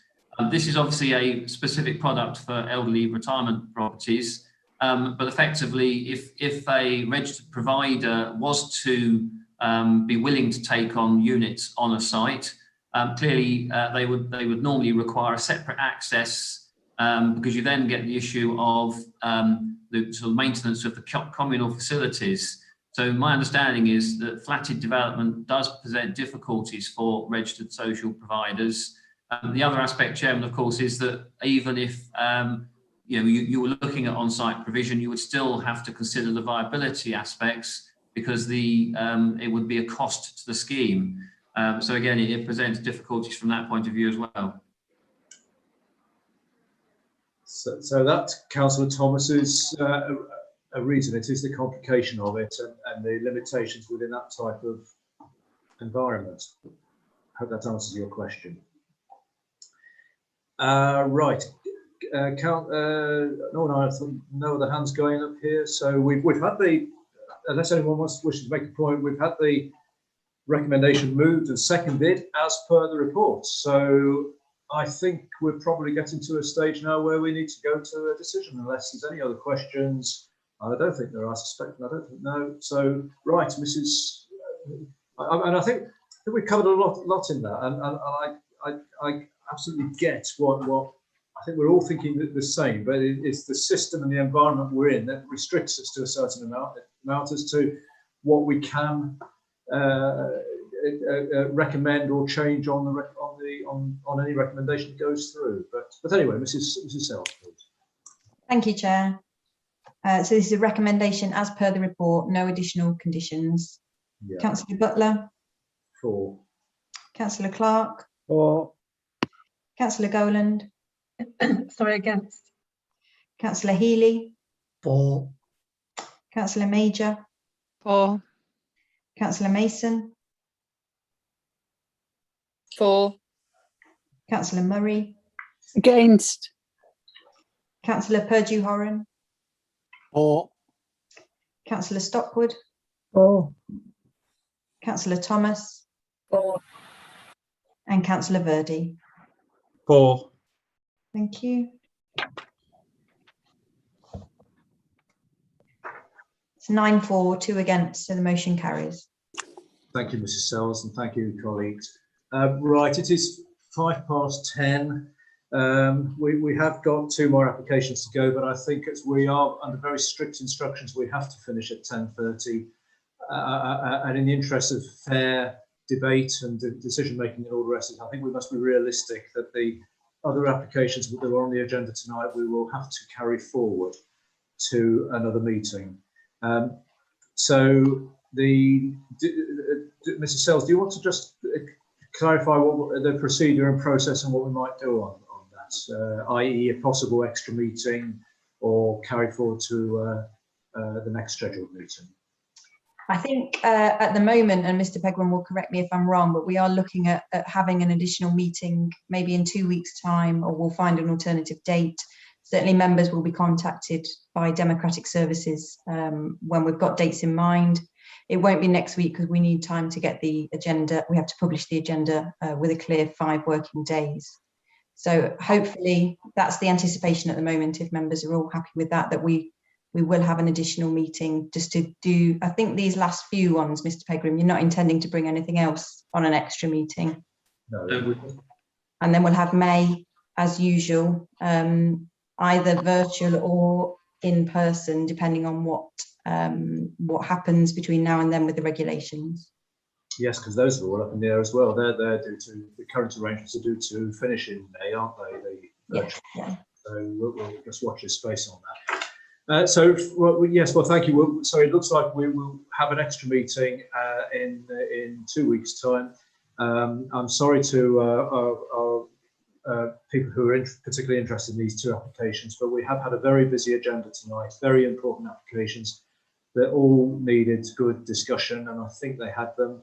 Inevitably, some decisions will go the way people want them to go and others won't, but I hope people will accept that everything has been looked at very closely from applicants and objectives points of views, and that is what we are here to do. And it's inevitable that sometimes people will agree and sometimes people won't. But I think we discussed things in depth. And thank you for your contributions, and also thank you to the members of the public and external visitors who also took part.